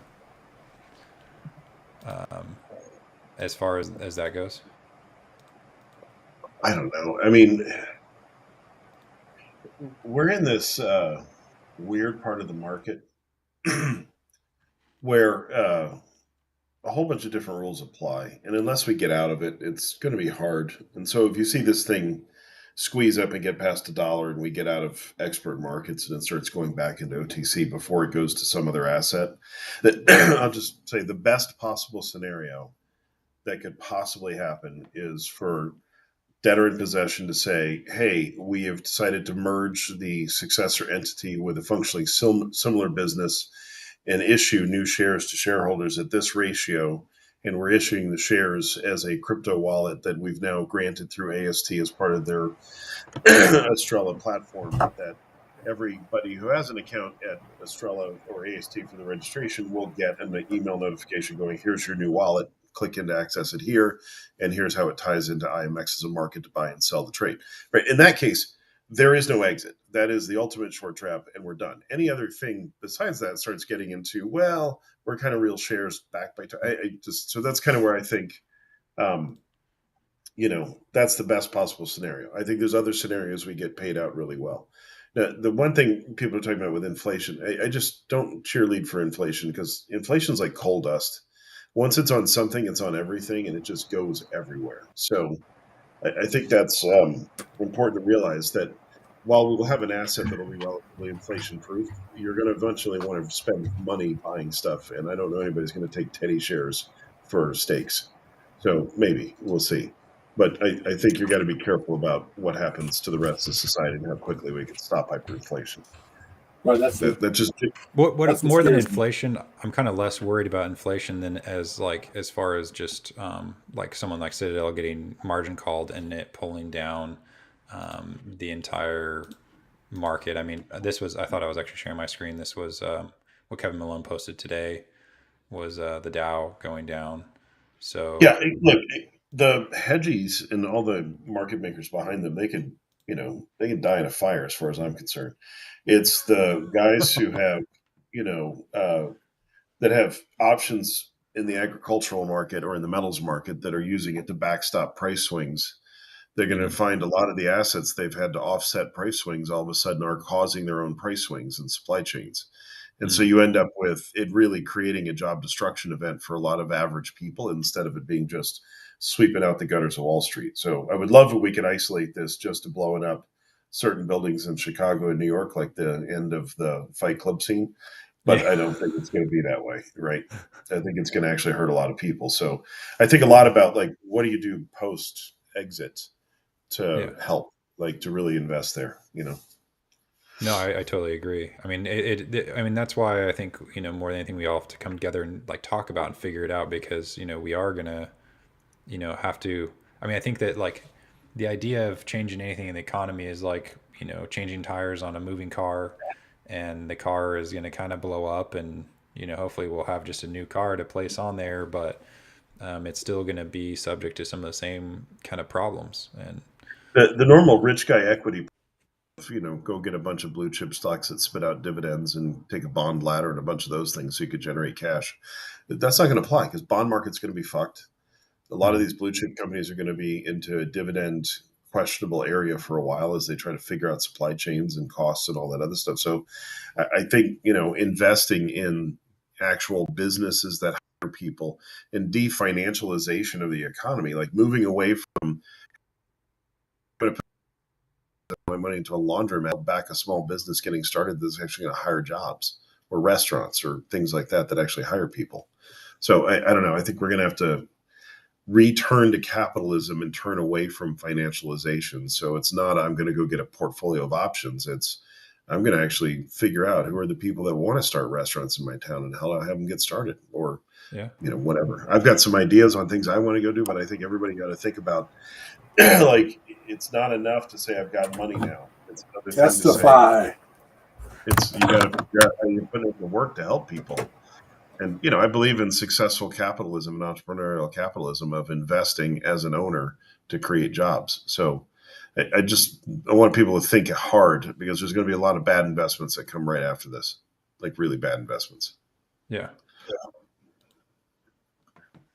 Sweet. Well, no, I'm excited to work together with everyone because I By think the way, we'll I have work. one basic rule as an investor that I'll share with Yeah, everyone, is the only yeah. Go for it. financial advice I'll give you, which is never be a fucking farmer. Never be at the end point of a supply chain. Like the basic, whether it's, I don't, you can fill that with minor farmer or whatever, the raw root level extraction foundation of the value chain, never be in that job. Yeah. It's just really not good. I actually do know some really rich farmers, but I do trust that as a No, general it's, rule. you have to be really massive. I'm friends with some guys in Washington State who own, 900,000 cases of wine production, grape vineyards and stuff like that. It was a shit business until it got big.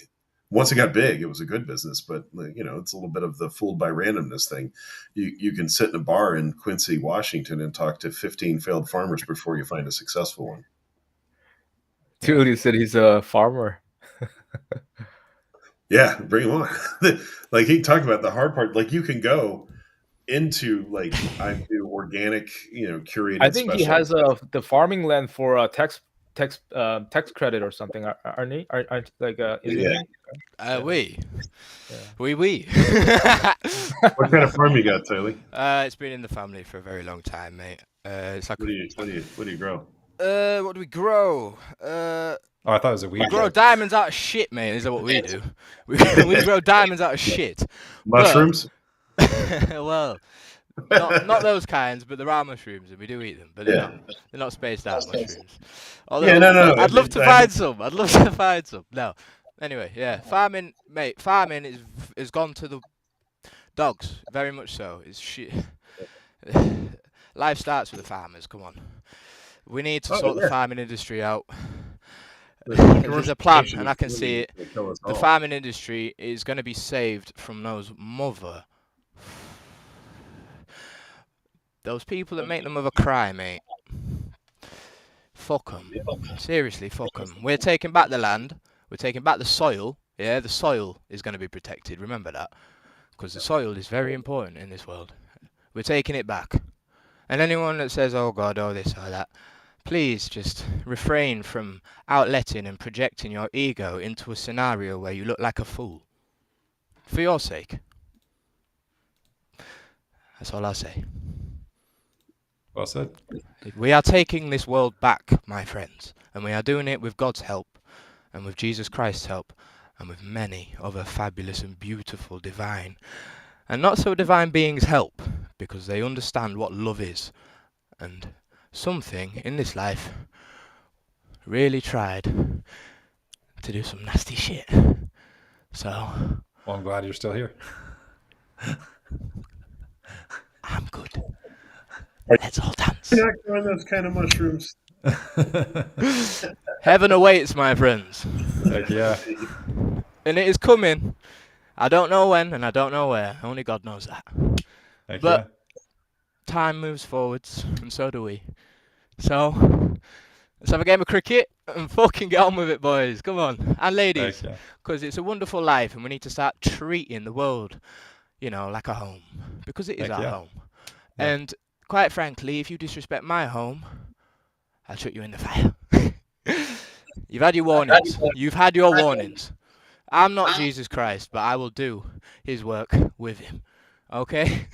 Alright. Fuck Hey, well, you. thanks. Turn around. Praise God. Repent. And he will forgive you. Thanks, Thule. I love you, Michael. I love you, Love you Ross. too. Love you, Copy. I love you, Salvatore, Lancer, Lumpy Count, everyone in the chat. Quite frankly, just wait and see. Just wait and see. It's a beautiful life. It's a beautiful world. Everyone should have doubt because it is a natural thing. But if you cannot overcome doubt and see the light through it, then you'll have a hard time. And it's okay to just let go and let him take control, So just remember that. And I'll get off to doing everything else that I'm currently doing. But yeah. Sounds good. Thanks for stopping by, man. I really love you. It's all right. I love you too all. See ya. See ya. Yeah, man. Michael, I just want to quickly chime in, want to quickly share. I just want to answer what you just talked about, like whole margin call, the hedge fund getting margin call and shit like that. Can I quickly just show you what? Because I agree with that too. Because I see very like okay when I show this, you'll be like it's really easy to understand. So I'm gonna just like. Yeah, I'm just gonna talk about the lines. Like you talk about moving average, so yeah, I'm gonna just talking about moving average. Nothing too complicated, right? So so when you look at the NVIDIA, this is a meta, by the way.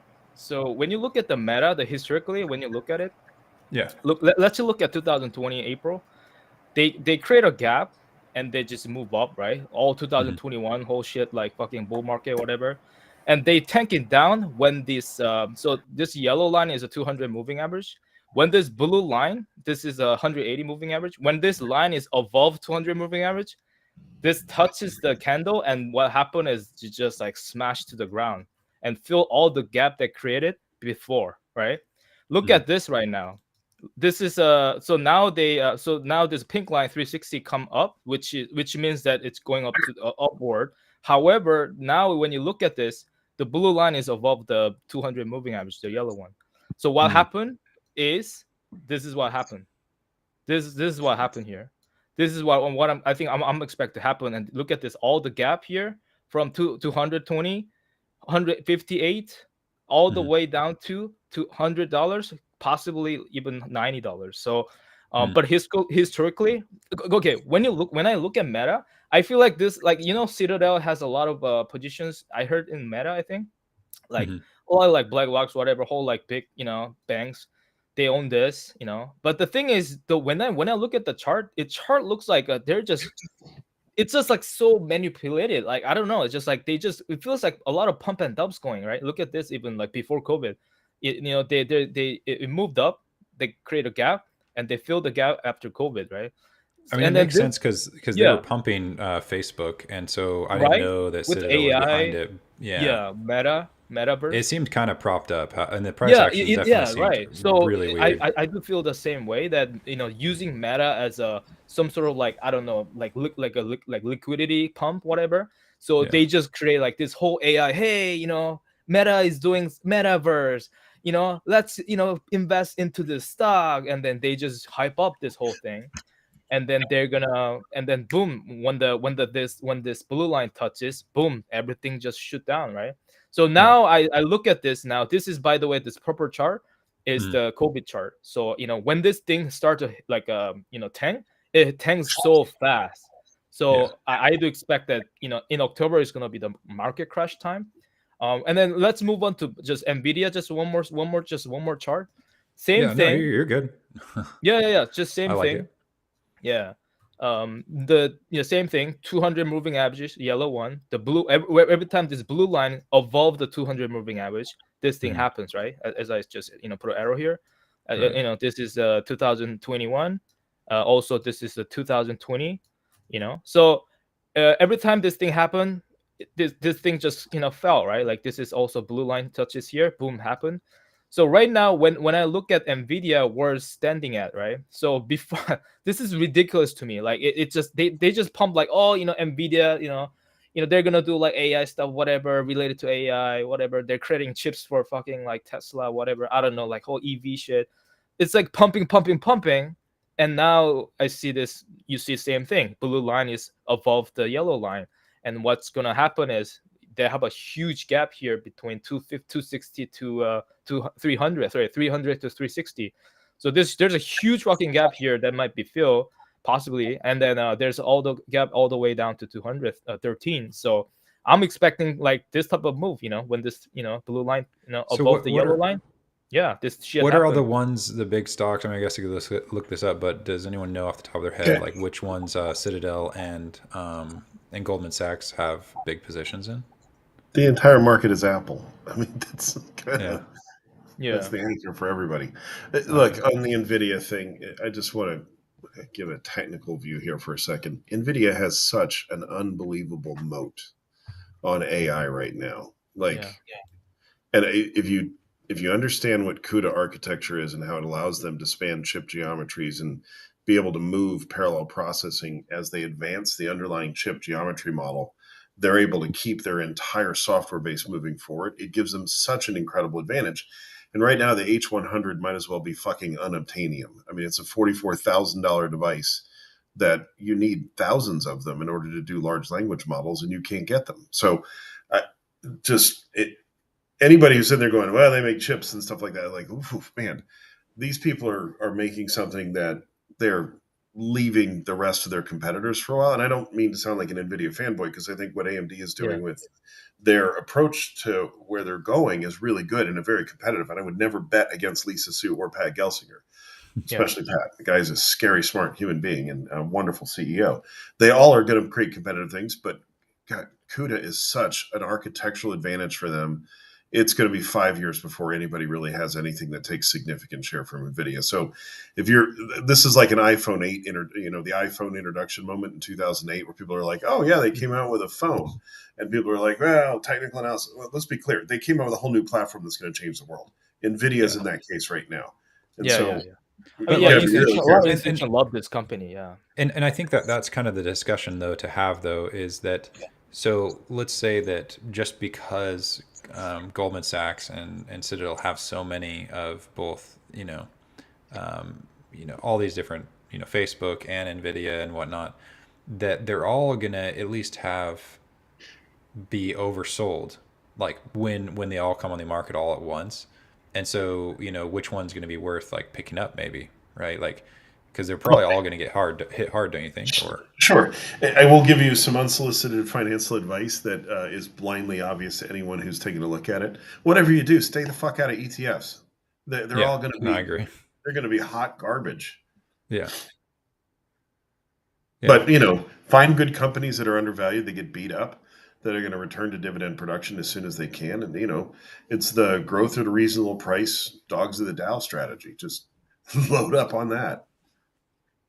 Because when the dust clears on this, Apple will still make phones. Whether anybody right. can Yeah. afford to buy them is Yeah. a different question. Yeah.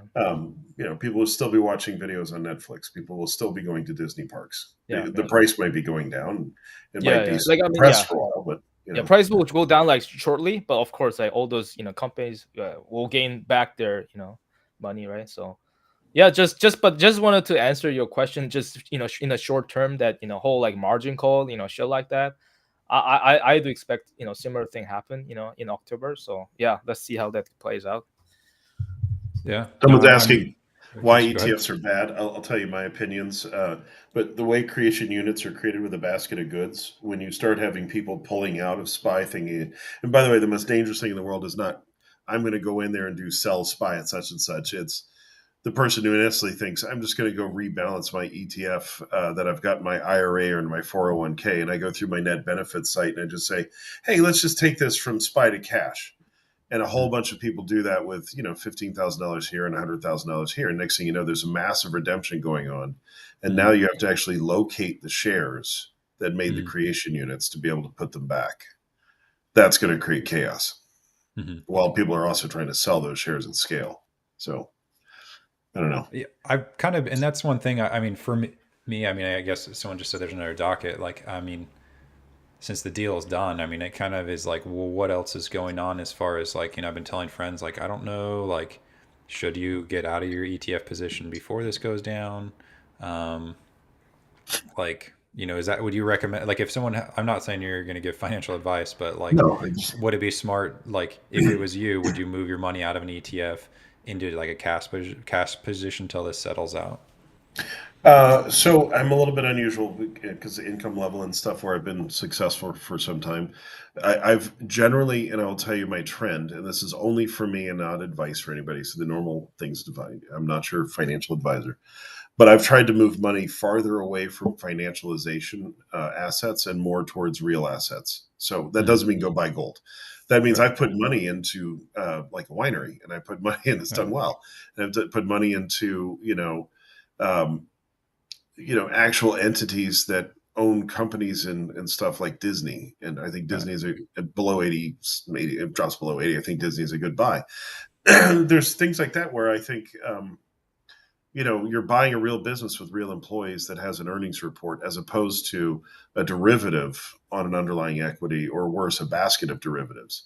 And so for me, just on principle, I want to get away from this is the most basic thing in the world, but if somebody on Wall Street had to create it for me to buy it, I don't want to fucking buy it.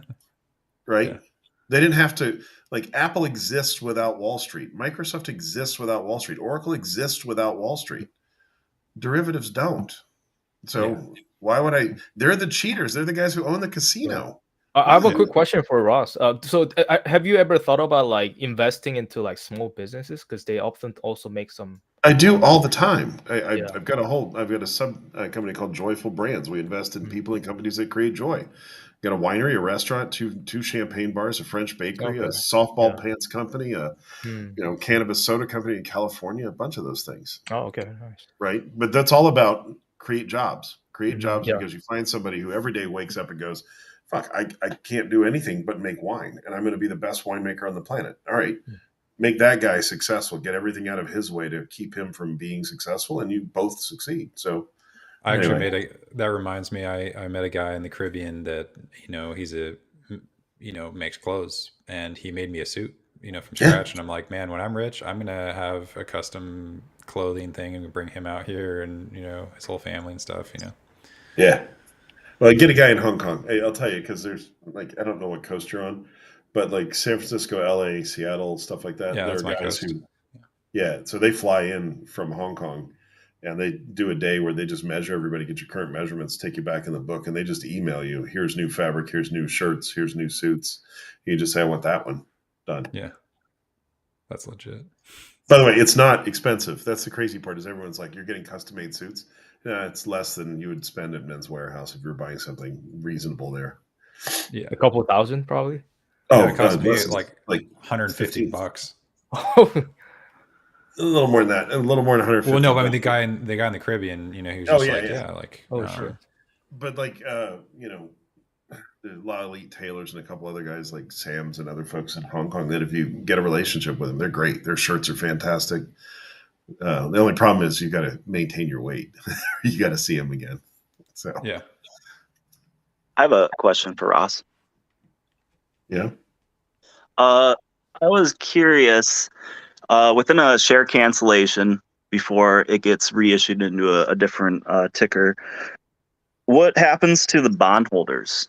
Do the bonds still stay the same and then they just like exactly, or do the bonds like change into something else? Do you know anything about that? My understanding is bonds have to be redeemed or converted into a new bond at the bondholders agreement. Okay. Because in essence, you have to settle all claims before you get down to the equity line, which Yeah. one of the clever things I saw going on there was somebody was buying a shit ton of bonds at 8 cents on the dollar, which is a great way to load up on the bond side of this to get control of the company at a much lower price than trying to acquire it. So master move there if it was Mr. Cohen, but you've got to settle all those. So in essence, you either have your liabilities rejected, meaning we cancel leases and we cancel stuff that's on the books as you owe this. That's been a lot of the legal action, or you pay it, which is we have debt that we pay, right? And that's kind of where the sale of assets and sale of infrastructure goes towards. So I don't know, there's not a magic number here, but the bondholders will get made whole. But that made whole could be somebody bought your bonds for 8 cents on the dollar and you agreed to sell them, I see. What I was gonna bring up, thank you, Ross, was I put it in the private chat, Michael. If you wanted to bring it up, someone posted it today on the Reddit about what Gary Gensler said regarding government shutdown and how I can't pull it up because it'll I turn can off do my it. reason. Is it on the PPShow? It's on the private chat. You scroll up like a few lines and it'll be under the Reddit You one. have a link? Yep, it's in the private chat on the there we read go. screen. All right. I got it. Okay.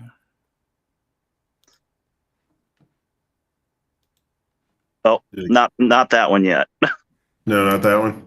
No, the Reddit one above I that. sent you the link. I sent you the link in the private chat. Is that maybe the one from the Market Watch, right? Probably. Yeah. U.S. government shutdown would halt IPO and market. Yes. I think I got it right here. About not being able to issue new shares. Yeah. Would that pertain to basically this? To like, if they had a government shutdown even for like 2 days, would that kind of like put a wrench in things for a bit, you think? So it says we'll be taken down to a skeleton staff, Gensler said during his testimony. The public won't have somebody overseeing the market for companies that want to go public. Gensler also said some companies already floated on markets would be barred from issuing new shares. Oh, so if they're trying to stop, Teddy from being able to raise money like GameStop, according to the agency's contingency planning, only about 440 of the SEC's 4,600 employees would remain on hand to perform essential functions, but investigations and responses to whistleblower complaints would mostly grind to a halt. Wait, why? Like, does this like correspond with like the World Bank system needing like having bills due. Someone was saying that there's like a Oh. certain bill. Like, what does this have to do with, or why do they normally do this? Normally shut down the government. It seems to be normal now, but no, not normally. Yeah. You know.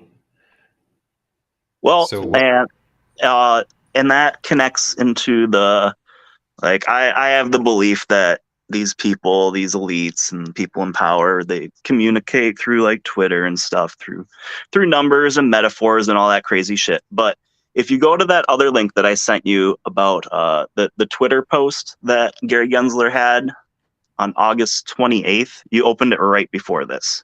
Yeah, the Yeah. O'Leary's cow. Yeah.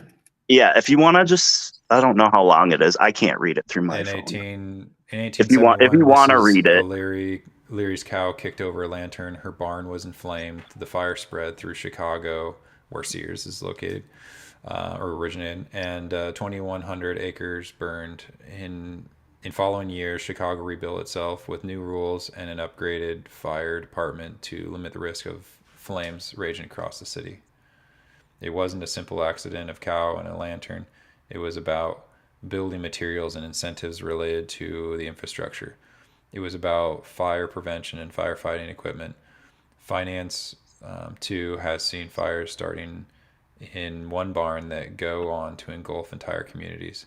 History is replete with times when fires in one corner of the financial system or at one financial institution spread to the broader economy. When this happens, the American public, bystanders like Chicagoans who saw their homes burn, inevitably get hurt. The SEC was established as a result of a financial fire. Congress gave us the mandate to protect ourselves, protect investors, and promote public interest. Promote public interest is an interesting thing. They understood we had to oversee intermediaries, which is why I think blockchain is the intermediary that kind of makes it go a lot smoother, because then you don't need all these employees to have to try and, flawed, intermediaries, such as stock exchanges, clearinghouses, broker dealers, investment advisors, and transfer agents. We, the SEC, put forth a number of reforms in the treasury markets. These projects include broadening central clearing, registering dealers, regulating trading platforms, and promoting greater transparency. We finalized rules to cut in half the settlement cycle in securities market. We proposed rules to strengthen clearinghouse governance and use of service providers. We adopted rules requiring, for the first time, private fund advisors to make current reports of events that may indicate significant stress or otherwise signal for systemic risk and investor harm. We adopted amendments to certain rules that govern money market funds, which will enhance these funds' resiliency and ability to protect against dilution. We never know when a cow may kick over a lantern or go rogue, or risk in one financial institution may burn through the system. That's why the SEC, we are focused on strengthening the building codes of finance to better protect the American public. I got a few things I wanted to bring up regarding that. That was in that fire. Like, we've talked about it. Plur's brought it up a bunch. And it's just real weird how he brought it up in like such a, I don't know, benign, like metaphorical way. And that fire was in 1871. Right. And 100 years later, Bed Bath & Beyond, to the year was 1971. That's when Bed Bath & Beyond opened up. But within that, he posted that on August 28th. 12 years before that that fire, there was a huge incident, and it's called the Carrington effect. The Carrington effect, where there was a massive solar flare that knocked out like a lot of the global electricity. Hold on, Lance. Yep. Hey, thanks, Ross, for coming by. No worries, guys. A lot. I really appreciate you. So, yeah, thanks, talk Ross. to you guys later. See ya. Yeah, right, I'm gonna bounce too, guys. So thanks, yeah, Ross. Bye, everyone. Really appreciate you. Yeah. You're the man. Scared him away. Where I was going with that is 12 years before that incident was the Carrington effect, and that was a massive solar flare. Oh God. Was a massive solar flare, and it knocked out like a lot, like it was a huge catastrophe. Like there wasn't that much electricity at the time, so it kind of, I don't know, didn't have as big of an effect. But it started on August 28th, and it went through like September 3rd. That fire that happened, it was on October 8th. Yeah.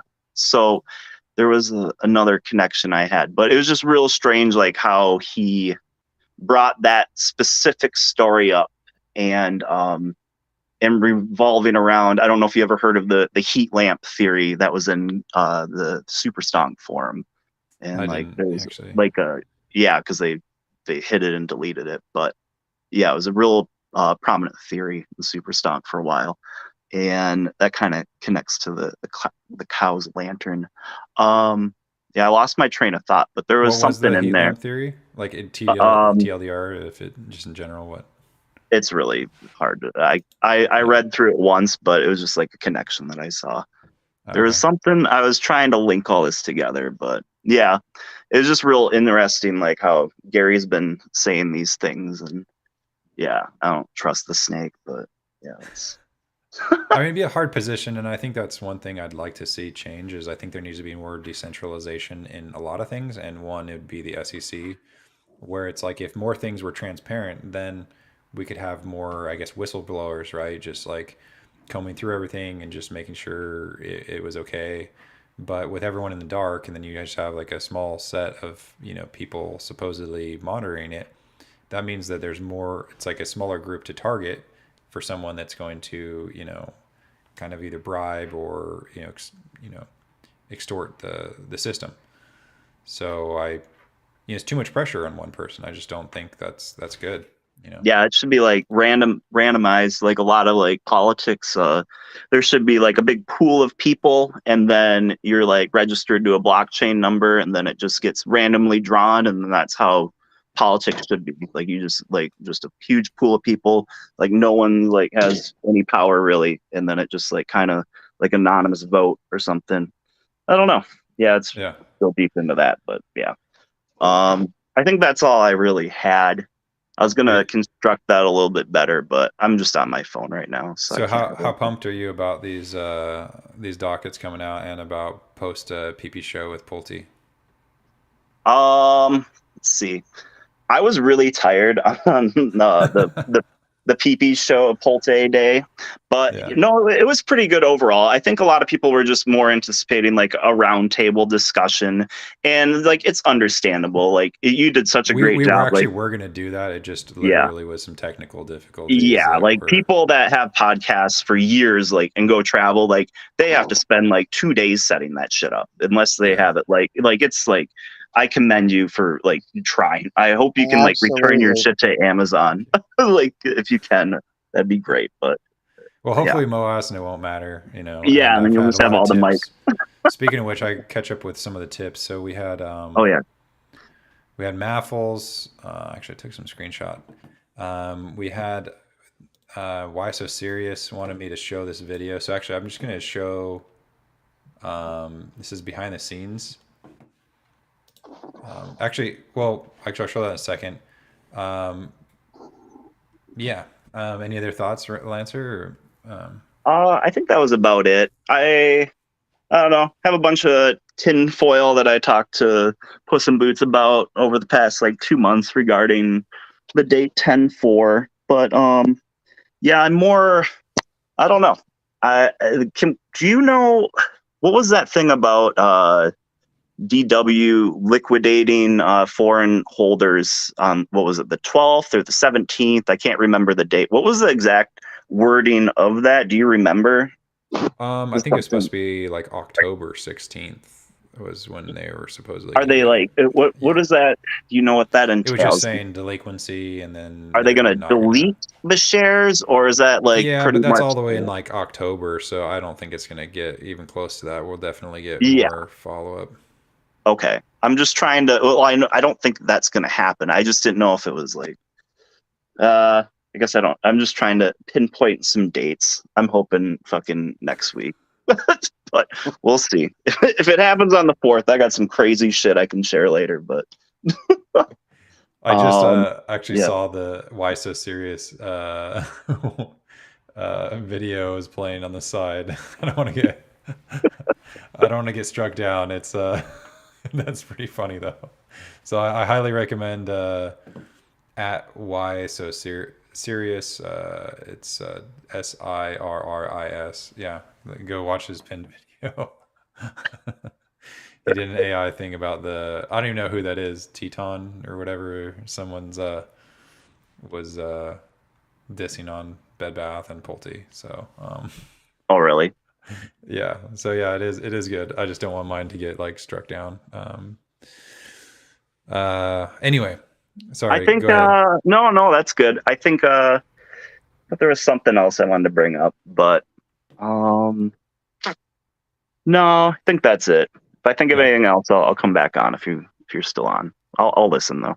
But yeah, thanks for going down there. Thanks for doing all the work you guys did over the I don't know, preparing for all that and all the crazy shit you had to go through. And yeah, hopefully like I know it'll all pay off soon. It's just like we're all itching. We've all been waiting. Just want it to fucking happen already. I mean, 111% run today. I know we're down far, but like we're like, why is it running like that? Right, going towards being canceled, right? I think they're just gonna coal rake it into the ground and get everyone margin called that bought on margin today. But that's my thought. I don't see why they wouldn't try and bring it down as far as possible before the potential share cancellation. And is that set in stone on Saturday? Like, is that gonna we're gonna open up with on or about? But also, you know, it the effective date.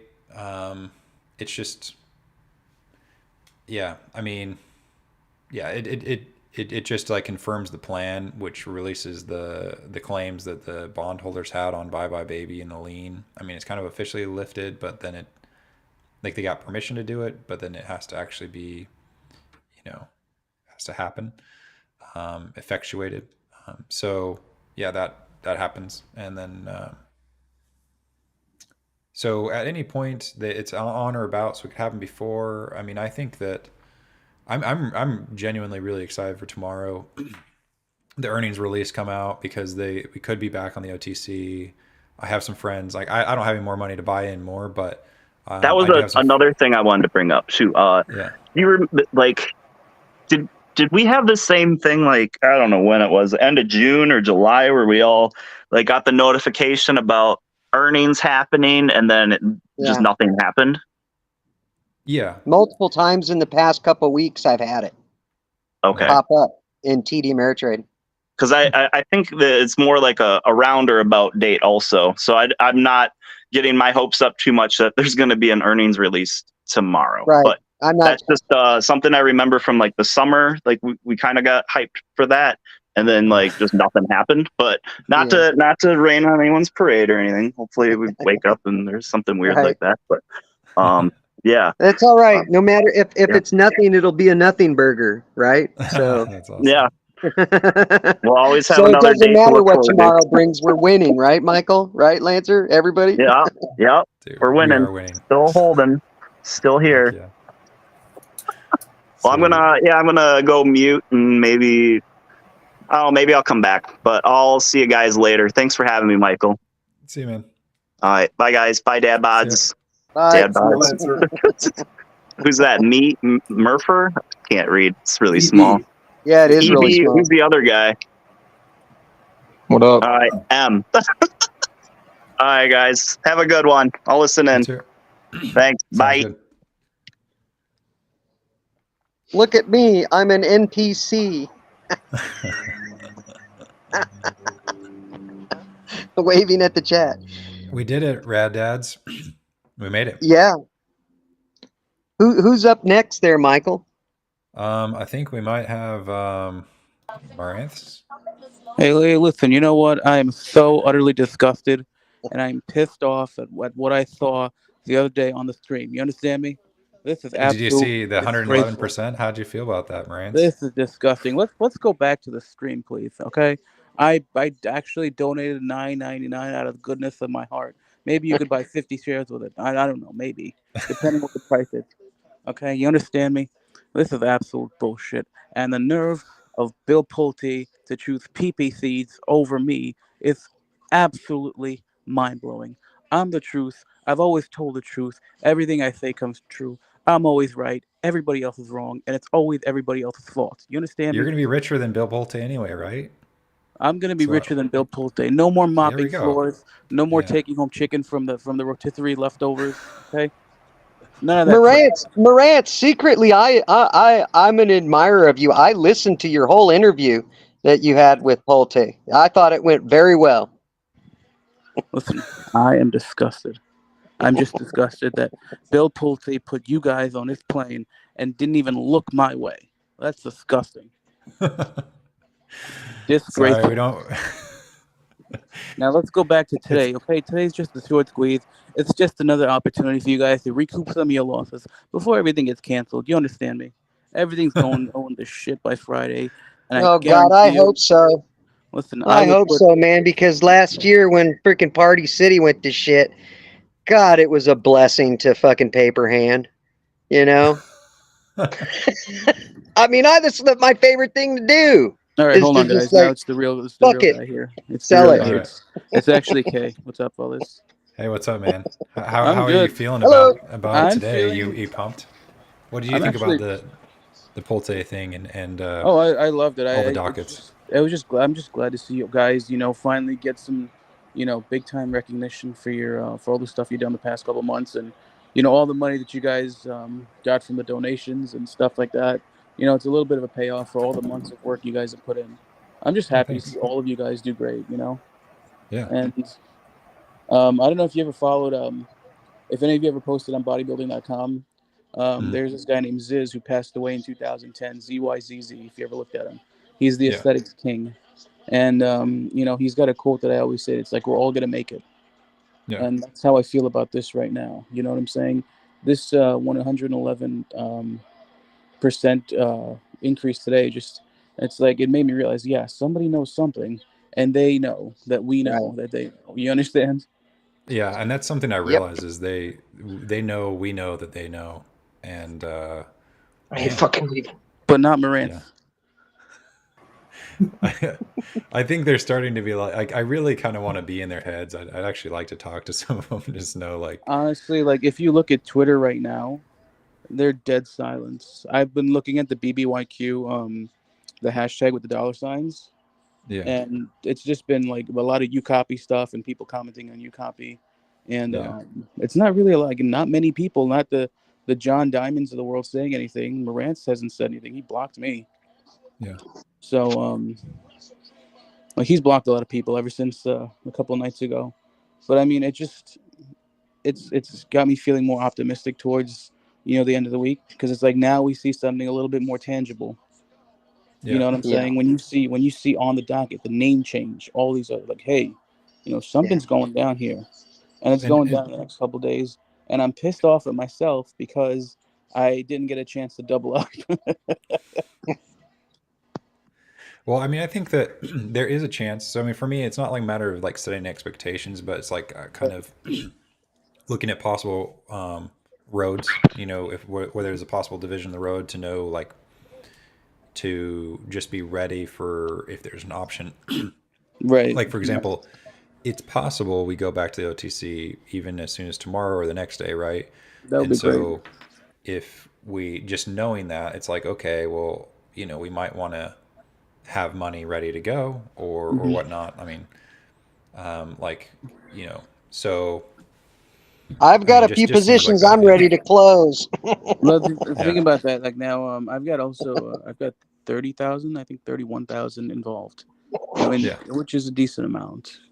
Oh, yeah, yeah. But I've also got 2,000 shares of Party City, so yeah. maybe that could be something. There could be something there for Party City as well. Maybe they might get a couple crumbs, and because I Well, bought part. that's Listen, real old. That's real old. DD that goes way back. I can't remember when, but yeah, that DD's like way, way, way in the right. back. I got it written down somewhere, but yeah, I kid you not. I paper handed $4,000 last year at Party City. I was Oof. so confident. And I was just like, I don't even.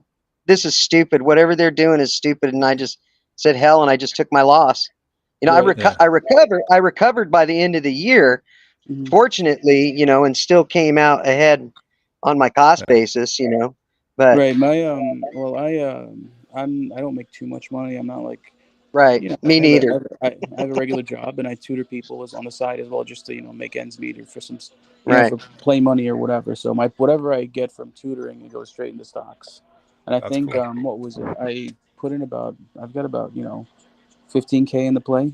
So I've got to wait for it to go to 40 cents or 42 cents to just even to break even. So I'm still I think there right. is a chance. I don't know. I haven't followed a lot of DD about Party Mhm. City, but it was quite a surreal experience as I was driving down Highway 1 in Right. Florida. There was like a Bed Bath and Beyond there right next to a Party City. Oh, And I was like, nice. I'm like, because It's if a the big sign. players, kind of are along, in that sort of area, and then there was like right after there was a Bells, which also is Mhm. like kind of well, mainly they do clothes, but they're also, I guess, in part a competitor of Bed Bath and Beyond. So I don't know if they're friends or foes or whatnot, but it seemed odd that there was like they're right next to it. Then there's an AMC like a few blocks down the road, and there's also some other home goods store on that same road. So it seemed that like if we were driving down in Miami and there's like Billionaires Row or whatever, all these big buildings, Mhm.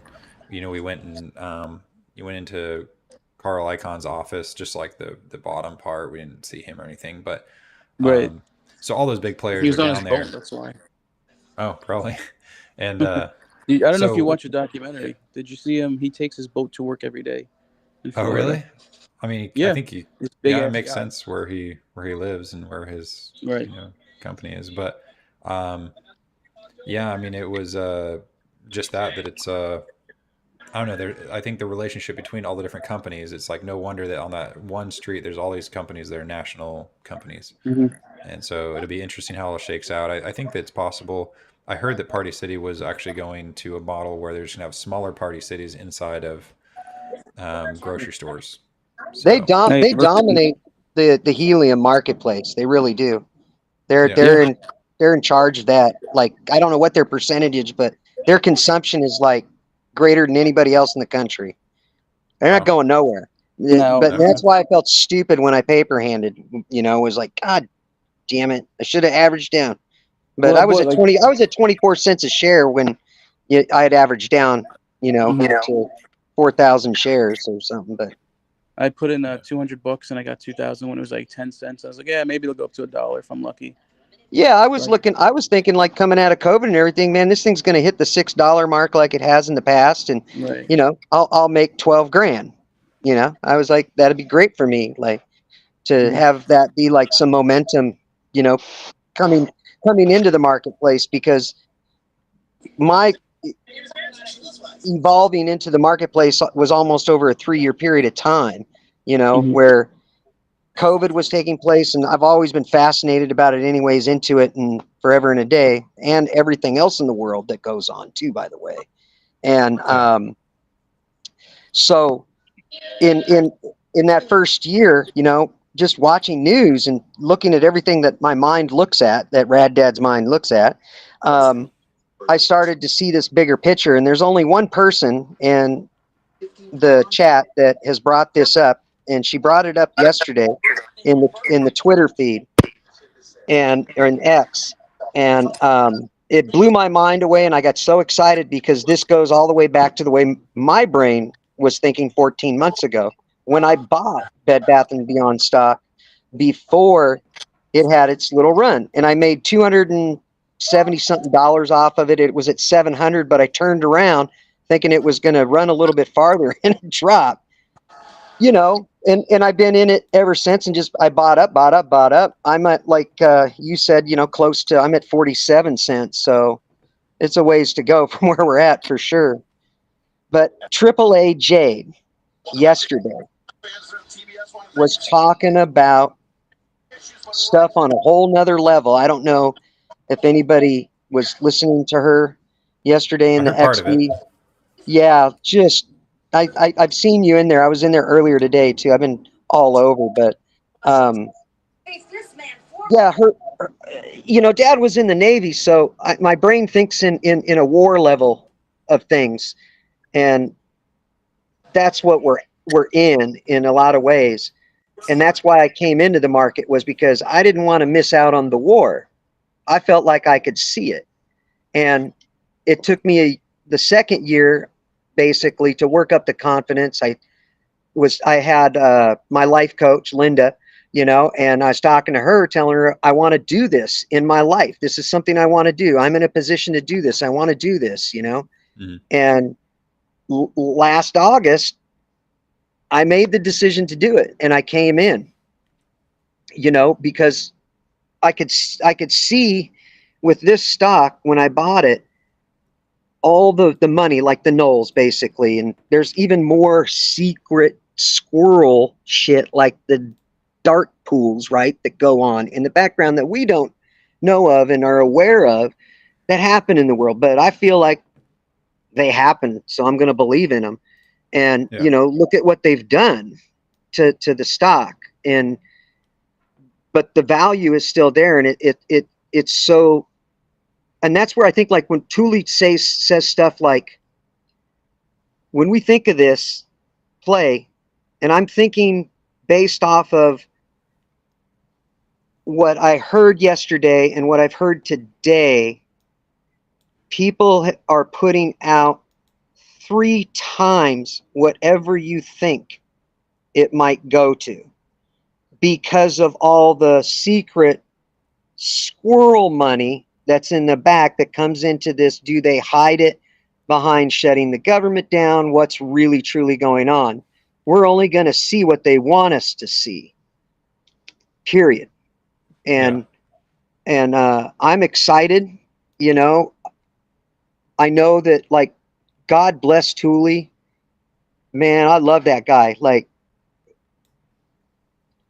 this community is truly a blessing to the entire world, and it is so wonderful to be a part of it. I'm so thankful all the time for all the work that the PP seeds do to bring us good, clear DD that we can then track for ourselves. And when you're in a play like I was for 5 months alone, and there's no PPC people, it's not easy when you're thinking like, well, my conviction needs to be unwavering. My faith in my decision needs to be unconditional, and that's sort of the approach that I've had. Not that I haven't had, maybe I think 2 days where I was like, whoa, but it's the most beautiful thing to be a part of. And I just thank the community, and especially,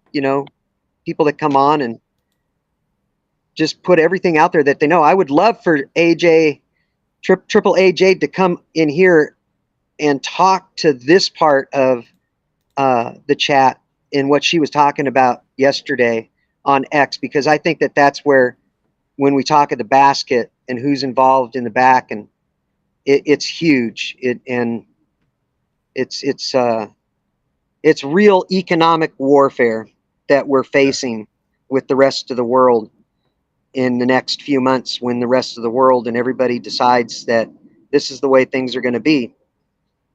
America's going to have to make that choice too, Right. where we stand.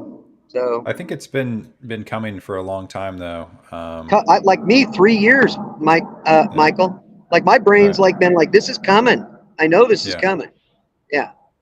I mean, I think Ollie, kind of, it's been, maybe even somewhere 2016, some plus or minus, like, I don't know. It's kind of been a lot in the works since then, that there was a Right. switch of power, and then, who knows? It's like, it seems like more like a Game of Thrones than real life, but, I always picture Plur running into the room with all this freaking great gear on, with like blasters or swords or whatever. Like he said, like he's gonna go in and he's just gonna go Leroy, yeah. and just take him out. And yeah, I always think about that when, with what you're saying. I see Plur. Well, we are, like, I think we're starting something big. I mean, I think it's gonna. We're not even gonna believe what we're able to accomplish. I think in Right. just in this short time. Well, Just real quick. Go ahead. I just wanted to. CN just wanted me to real quick go over this. Which I didn't. Okay, one even last think thought because for the I'm. chat, and then Yeah, let's go ahead. go over this. Okay, so one last thing. Yeah. The news that I'm getting out of Chicago from the massage therapists in the cigar rooms is that there's a massive change coming in the marketplace. Yeah. Yep. That's funny to hear that. That's a good that would be a good source. That's funny. That's hilarious. That's awesome. All right. Yeah, let's go over this. Okay, so a while back, this is just kind of seems like there's strength in the thesis. So basically, there's you can see kind of a trend, and I think that it's how the algos are kind of pricing in where the price is right now and where the price target would be. I think it's a calculation of like the total addressable market because they do pay money. I mean, the idea of updating these total addressable markets is a thing. And, then you can see in, the forward-looking statements, like how much of that market they think they're going to get typically. And so you can kind of see it like testing the tops and bottoms of each of these. It's actually like crazy to see how many times it will interact with these different lines. And so if it's in the top half of a channel, that means there's strength in that thesis of it getting to that point. And if it's in the bottom, there's weakness. If it breaks through, once it breaks through, it usually will go down deeper, because because now it has to go back into another channel, right? So we had the liquidation thesis. I mean, for a long time, it's not even been around because it would have been at 1 cent a long time ago. And you can see it going straight down towards that. But then there was the just kind of staying the status quo.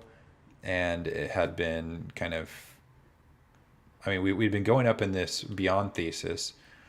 But I don't know if it was just the Telegraph partners. I mean, I needed to do more research. It would take a while to completely annotate it, and maybe I'll do that in the future just for our posterity's sake to explain the story of how we got here. But I think now, looking back, this might have been not just the Telegraph partners BS, but the 14% bondholders.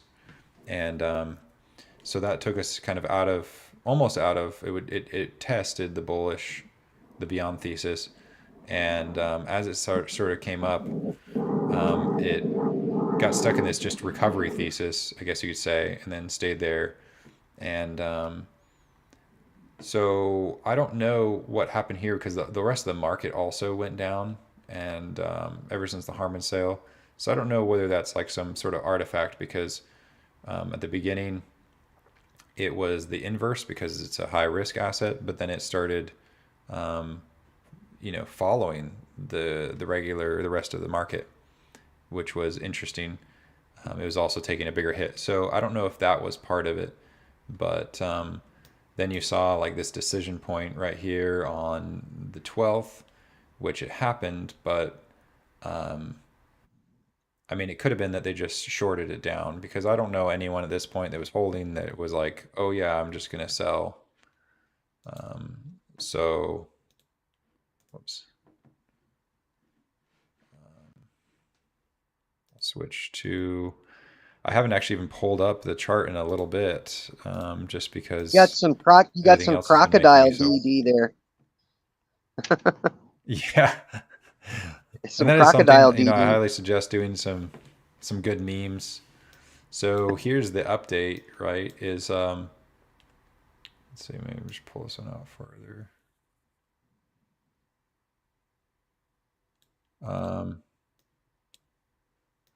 So what is it bouncing off right here? It seemed to actually no, it probably did. Someone said, "Oh, that's crazy. That's crazy." Someone said that that orders filled at 17 cents. Well, this is right at 17 cents. Mm-hmm. So interesting that it would because that was the bottom of this, and then it had a channel going up. So yeah, crazy. That's funny that it bounced off that 17 cents. So Oh, I spent the day following it on Uber, so I get up really early, like in between 4 and 5 in the morning, yeah, and I had to go to a doctor's appointment at the VA today, and so I was in an Uber Lyft type car, all day today, and yeah, just watching it do what it was doing was just wonderful. The way it yeah. danced around, little jump. And it's I mean, I think it's just the beginning. I mean, I don't want to get people's hopes up, but I mean, it definitely could be very exciting. Um, uh, Well, maybe you copies TA is finally caught up. yeah, and I mean, I think like that. I think there's a lot behind the scenes. You know, it would take a while to explain everything he's put on the charts, right? You know, to put into 10 minutes or whatever what has hours and days and weeks of studying behind it. um, I think communicating what the lines mean, where they come from, is kind of difficult sometimes. um, but yeah, so I mean, we bounced off of this line down here, which is interesting. So it obviously, whatever happened here, the same thing kind of happened here. So it retested that and it came off of that. And it has, I think the reason it will, like, it kind of narrows to a point is it tests, they know what day it's going to be the deciding day, so it like kind of narrows into that. But yeah, so I got I a mean, question. I got a question, Michael. go If ahead. anybody, can I ask a question real Yeah. quick? It just reminded me what you were talking about. Um, with my TD Ameritrade account, Hmm. for the past 3 days, my BBYQ is like unchanging almost. Like it in the gain column, in the day gain column. So I don't know if anybody else is. I've been on the phone with TD Ameritrade, and I had a lot of fun with them today on the phone, but like 5 different people, none of them have an answer for me why my numbers aren't reflecting. So I'm in the car today Ubering. My phone shows me I'm up $500. The the um, the desktop shows me I'm up $1,600, right? And Yeah. so it's going up and down with its movement that it had today, and it ends out, at $973 on my phone. But Yeah. it's not reflecting at the top in my gains for my account, right? Right. And I go, Thinkorswim is operating the same way, and but my TD Ameritrade original count is like saying that I had 1,600 in gains today, that it went up 144%, versus my phone says it went up 84%. None of these Yeah. people had an answer for me today. I am so zen with this play. Like, I'm so excited. Like, they don't even have answers. And that's been the beautiful thing is Yeah. about the whole play, is it's made no sense. None. I mean, the And now classical my account system's is going to get like, reset. I know. I'm like, I should hopefully wake up tomorrow and see a correction in the number, but I don't even freaking care. You know Yeah. what you should do, Rad Dad? I think what you should do is If it happens or doesn't happen, well, it doesn't matter anymore. I think what's important is to go back in. I think someone else has said this. I'm going to reiterate it. Is to go back into your brokerage and download your statements. Take screenshots of where you bought at. Just so because right now, to kind of echo what Rad Dad just saying, that to you as well. It doesn't like I DSR'd some shares, and all of a sudden my average is zero. I mean, it's not zero. It's blocked out. I don't know what my average is Yeah. on the shares that I have remaining. So I think it's important to keep a paper copy of your buys. You're really hard to hear on my end. Oh, I'm sorry, guys. Is this That's better? okay. I heard you. I heard you. He was saying you should take a screenshot of all your stuff just to Oh, yeah. reposition everything so Oh, that yeah. you have proof, you know. I do. Yeah. It's comical. So- that's the My, Go ahead. I wanted to, and I don't want to take too much time, but No, you're good. No, Yeah, go for go it. ahead. there was something you hit on, and I really, it's kind of, I think it's important. So you want to get anybody's hopes up, and I just want to touch on it briefly because I know people want to get to the juicy stuff, but and I'm just talking for my own self. Anecdotally, I was a little disappointed in the Pulte meeting, only because I thought it was going to be roundtable, and I thought it was going to be a little bit different and staticky, and then I had my hopes up that there was going to be an announcement, right? Yeah. All this stuff was me. I mean, no one said there's going to be an announcement. No one, Yeah. I mean, we all speculated, right? I was wink, nod, and I think there was so much negativity that day. I hear people say all the time, and I've said to myself, "Oh, I love everybody in this community. I love everybody in this community." And do I love everybody in this community? Well, as long as we win, I do. But what if we lose?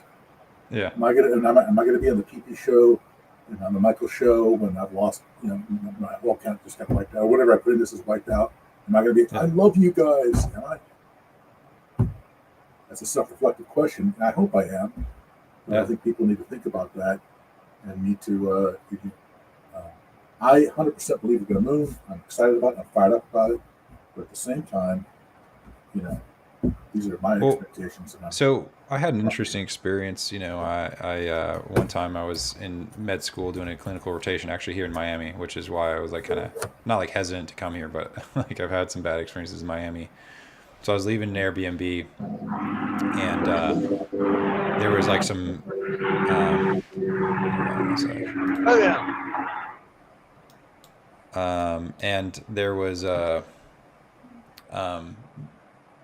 like going there to just go to my clinical rotation, and there was some domestic violence going on, and so I step in, like I just didn't really think twice, and this guy was like sizing me up, like he was wondering why I was so crazy, like whether I was secretly an MMA fighter or something, or had a gun, or why I would like just step in. He's like, "You don't know who I am." I'm like, it doesn't really matter. Look, like, and, it was kind of weird that he's, turns out he was like the drug dealer or lord or whatever. I don't even know. And, ultimately the girl ended up going with him still. And so I was walking away, and I'm like thinking, is he going to jump me later? Right. And the thought came like, probably, he's that type of person, And I was like, crap. And I'm like, well, was it worth it, since she ended up going back with him anyway, And, I came to the conclusion all I could have really done was what I felt was right in the moment I felt was right. And sometimes it comes with a cost. And, we're here in this play, hopefully we're not here just to make money, because if we want to make money, there's a lot of other ways, better, more sure ways to make money than, to try and enter a short squeeze. I think that part of this is a lottery ticket, but in my opinion, the reason I've invested so much is like, especially of my time, is that I think that we're going to change the way the markets are. And, so the opportunity to participate in this change that's happening is such a big deal. And because like otherwise, like it's not going to happen. And talking about like that Phil guy that's shorting this stock right now, and good. I mean, I think one of the targets he said was 8 cents. So I hope he got out at 8 cents, because he seemed like a nice guy. But the thing is that he's not wrong to side with the people who have been rigging the system and assuming that they're just going to keep winning. It's not, and so it's something that Pulte said that really kind of stuck with me was, he's like, barring, some private equity fund, pulling this out from underneath Ryan Cohen, I think he's really fighting to make it happen. And I think that's true. So there is a chance that Citadel still wins, that they find some way to pull it out. But it wouldn't have meant we were wrong. No, we still were right about what was trying 100%. to happen. And, and so Namaste. I think in that sense, that would be a tough one for the shills, because they're gonna say, well, you were just wrong, and without ever having realized what the play was and what the implications for the market. I mean, I think Ryan did win. I think that Pulte was saying. I mean, I guess there's always still a chance, right? That things could turn a different way, but um, I think that the final boss was already defeated, and like Hey Ross said, it's just cleaning up, taking out the trash. That's all that that tying up the loose ends. Yeah. So I think we'll know soon. Well, Yeah. I appreciate what Hey Ross was saying. I think he was probably more down to earth. In my head, I was kind of going to like some kind of like crazy conspiracy, people dying, type thing. Yeah. But yeah, I mean, he's probably more accurate. It's probably it's a done deal, and Yeah. it's all wrapped up. But again, in the back of my mind, there's just so much. I hear people talk about it. I think there's so much money involved. Yeah. That they've got to do something. They've got to do damage control, whatever that means. I mean, it's enough to where the SEC is trying to just get out of the way and let it happen, which is weird. Yeah. That's super weird to me. That is weird. Yeah. Anyway, I'm sorry. I didn't want to derail us. No, you're good. I think that was good to bring up, and that's why like it is kind of an interesting position, because I'm like, that was when I first came on the PP show. I was like, do I want to put my face behind this?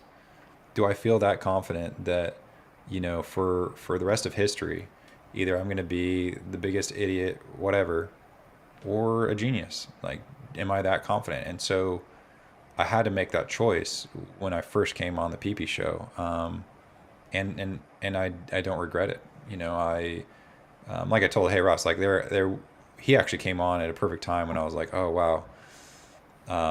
And just because like I there was uncertainty of whether or not like what I thought theoretically could happen would actually like likely happen. And so yeah, I mean, I've been pretty confident. I mean, even then I wasn't completely doubting it. It just was like, I was disheartened a little bit, just because of how much uncertainty I couldn't necessarily resolve on my own. I didn't even know where to look up. And I think that's something that Kevin Malone, I'm really excited that he's doing, is like providing the resources, because it's like, sometimes you don't even know what to Google. There's no good article, even if you did know what to Google, but you don't even know what to Google, Right. And so I think that like, I don't know how he has it in his mind, but I imagine that, he has that kind of planned out. And so I hope to be able to participate with him in that, Yep. which would be awesome, because Very cool. we have to protect, like, one, it's one to make a new system, but you have to protect it from not just falling into the same thing that, you watch different revolutions and the history of the world, and how many years is it before the people who revolt are the exact same people that they hated to begin with, right? It's usually not very long. And so if we do get this opportunity to reset, hopefully it's not like 2008 where it just goes right back to the status quo. In fact, like more gung-ho about doing what they were doing before. Now they know the playbook even better. Right. So because there's a lot to gain. Then they're like, we have to figure out how to de-incentivize like so much corruption, and I think we're kind of at least figuring some stuff out, and Yeah, for I'm sure. optimistic. No, I'm optimistic too. I appreciated what Hey Ross was saying about investing in investing in. Yeah, he was saying don't buy gold. I was laughing, like, absolutely buy gold. But no, I Well, think I mean, he's saying some. like, yeah. No, I know. I mean, I was yeah, about to tease him. Golden bullets. Gold bullets. That's what you're saying, Hey Ross. Golden bullets. that's funny. Like he's talking about being a prepper. No, Yeah. but I mean, he wouldn't say that. But the reality is I think he's right. I mean, if Wall Street has to make it for you to invest in it, you shouldn't want it. I mean, Yeah. it was such a simple thing for him to say. I was thinking, I hadn't really thought of it like that. I mean, I totally agree with that. Buying real things, farms or farms, but small businesses, things of that nature, something tangible as opposed to something that's just made up. Yeah. With a solid trust me, bro, stamp on it. So that was neat. Yeah. But what you got some more about what's going on with the rest of your you had a pretty good slideshow there presentation. Oh, yeah. You I mean, got through it, or? Actually, yeah, kind of. Okay. Also, there's some questions. Hazel's, when will we know? Because we're reflecting the price. Like, yeah, I mean, um, I don't know. I mean, we'll be, the Twitter Spaces are great. Usually, those are pretty up to date, and I mean, I do think we're gonna start seeing some violent movements in the price. I think it's all coming out, even if like anyway, I think we're gonna one, I think if especially if the earnings actually come out, that's going to be a big deal. I mean, even the fact that they're like saying that earnings are going to come out, that's a big deal in my opinion. So, also someone else had a question earlier that I thought I was going to answer. Um, Dang it. Oh wait. Oh, Mario Sanchez. Hey Michael, why did you get emotional watching Pulte and PP having ice cream?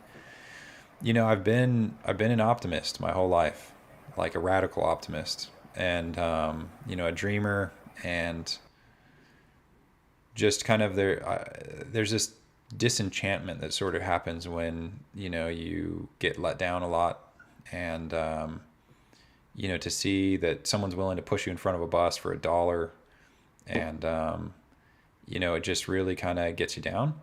And so I've like been fighting that, and it feels like it's heavier and heavier as the years go by, because there's more examples of people not loving than people loving, and or love running out or whatever. Not that love is a finite thing, but it seems to be finite.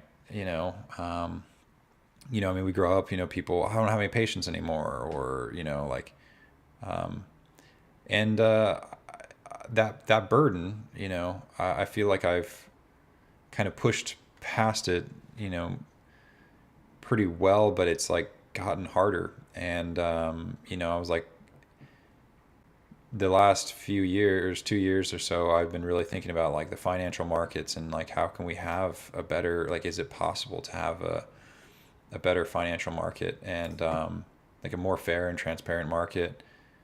And I was kind of just losing hope. Um, and yeah, so then to see that there was Pulte, someone that I mean, um, I won't say who. Someone was paranoid that they were gonna get doxxed, and um, Pulte was like, you know, don't worry, like it's fine, like we're like let him come, and it was like kind of crazy because it's like wow, like you know, so it just showed me like he's not scared, like that there's his home office, right, and he's not scared, right? That there's people like Citadel that would want to kill him, and like he's like, no, like I'm not gonna hide, from this, right? And so it's like to see that someone's fighting, and then they're well connected, and there's other people fighting, and they've been planning this out for so long that they, that Ryan Cohen wrote a whole children's book series just to kind of show us the pathway, and those that have eyes to see, just for those that have eyes to see and ears to hear. And that it ends with ice cream. And so there it was. I was living it like it was happening, and the reality of that just was my hope. How much hope I had in me was so much. It was just flowing out of me. I couldn't even, and I couldn't contain it. And it was beautiful. Netco Enterprises, the two. Amen, Michael. Hey. Oh, A.M.E. That's awesome. That's beautiful. Yeah. So yeah, I was just so filled with joy, and then it kind of took a second to set in, and then he played the Taylor Swift song the first time, and it was like, the thought came like, why isn't he scared that this is gonna get like a copyright strike and kind of mess up the video, right? And so when he played it a second time, it really just sank in. Like he is connected. He knows people. He's not worried about a copyright strike. He has that there are people, and it's possible there's a lot of people that are fed up with the system the way it is, and say you get, imagine if you get Taylor Swift is like, hey Swifties, like, Bed Bath and Beyond, like, you need to listen to that community. They got some important things going on, right? The PPShow and everything. That's just like everyone coming in here. I mean, that'd be crazy, right? Um, That's what the so next generation needs. That's what the they next do, generation needs. They need it. yeah. They need And and this and place. and Taylor, I'm sure, has seen the dark side of Oh yeah. the financial world, and a lot of people try to screw her over and stuff, and so, I mean, say she comes on the PP show, I mean, holy crap, it would break the internet. So I hope that Rad happens. Dad would be famous because his daughter would be like just livid. She'd be just so happy. You'd be Yeah. cool, Rad Dad. I would be freaking finally rad. Yeah. I mean, I imagine like 2008, right? When, I mean, I'm not downplaying the effort that they made, but, they didn't have enough information, and that's not necessarily their fault because, we have the internet, and also, I mean, so much happened behind closed doors. But they didn't really have a coherent message. Whereas now, I mean, imagine, the people we could put up on the stage if we did an Occupy Wall Street and say, like, Taylor Swift's like, I'm Oh going to do no. a concert at Occupy Wall Street. In Holy game. crap. You would have, like, the entire world would show Yeah. up. And so, that's in the cards. And to think that that's in the cards, that they're going to be going, PP's like at SpaceX right now, right? Yeah, I was going to ask, Michael. I was going to Yeah, ask. I lost touch riding around in the cars and following everything and getting home and doing things and stuff. I've been on nonstop today, but I lost touch in the feeds and stopped seeing stuff about what happened today after lunch. I know they had Chick-fil-A. What happened after lunch? yeah. I mean, they had to switch planes. Yeah, I know that. Yeah. I don't know if it was symbolic about switching tickers or something. Someone posted that, Shit. and cool. I mean, it seems like they're going out of their way to really, So drive in they the made it then symbolism. today. They got there. I think so. Yeah, Okay. Yeah, I haven't seen yeah. anything. So, I mean, okay. Control Chaos came in and he tipped. So I mean, Oh, good. unless, Yeah. yeah, I was. Yeah, I was like I called my dad, and I said, "Man," I said, "You know what happened today?" I said, "This whole stock market thing I'm doing almost turned into a Buddy Holly story." yeah, He laughed at me. He says, "No kidding?" I said, "Yeah, no kidding." yeah. I said, "Well," he says, "Do I need to take all my money out of the bank? Is everything going to start collapsing now?" I said, "I'll let you know. When the market starts moving, I'll let you know how your bank's doing, Dad." Yeah. I mean, it wouldn't bad to take it out of anything, I mean, Well, they were talking some of about the the regular. ETFs or something earlier. Somebody was talking about ETFs. Yeah, that was And Ross. you know what they were doing? You know what they were doing Hmm. about 6 weeks back? Oh, I love Ross. They were freaking Hmm. pumping. They were pumping. I think something to do with the banks forming these new ETFs. Am I right? Yeah. Right. So if ETFs are I going mean to be that, but shit, also they wanted like Bitcoin ETFs. Everyone was trying to get. That might have been what you saw in they're the news. trying I to don't know if find there's other money. ones. They're trying to find money. They got nobody that wants to go their way anymore.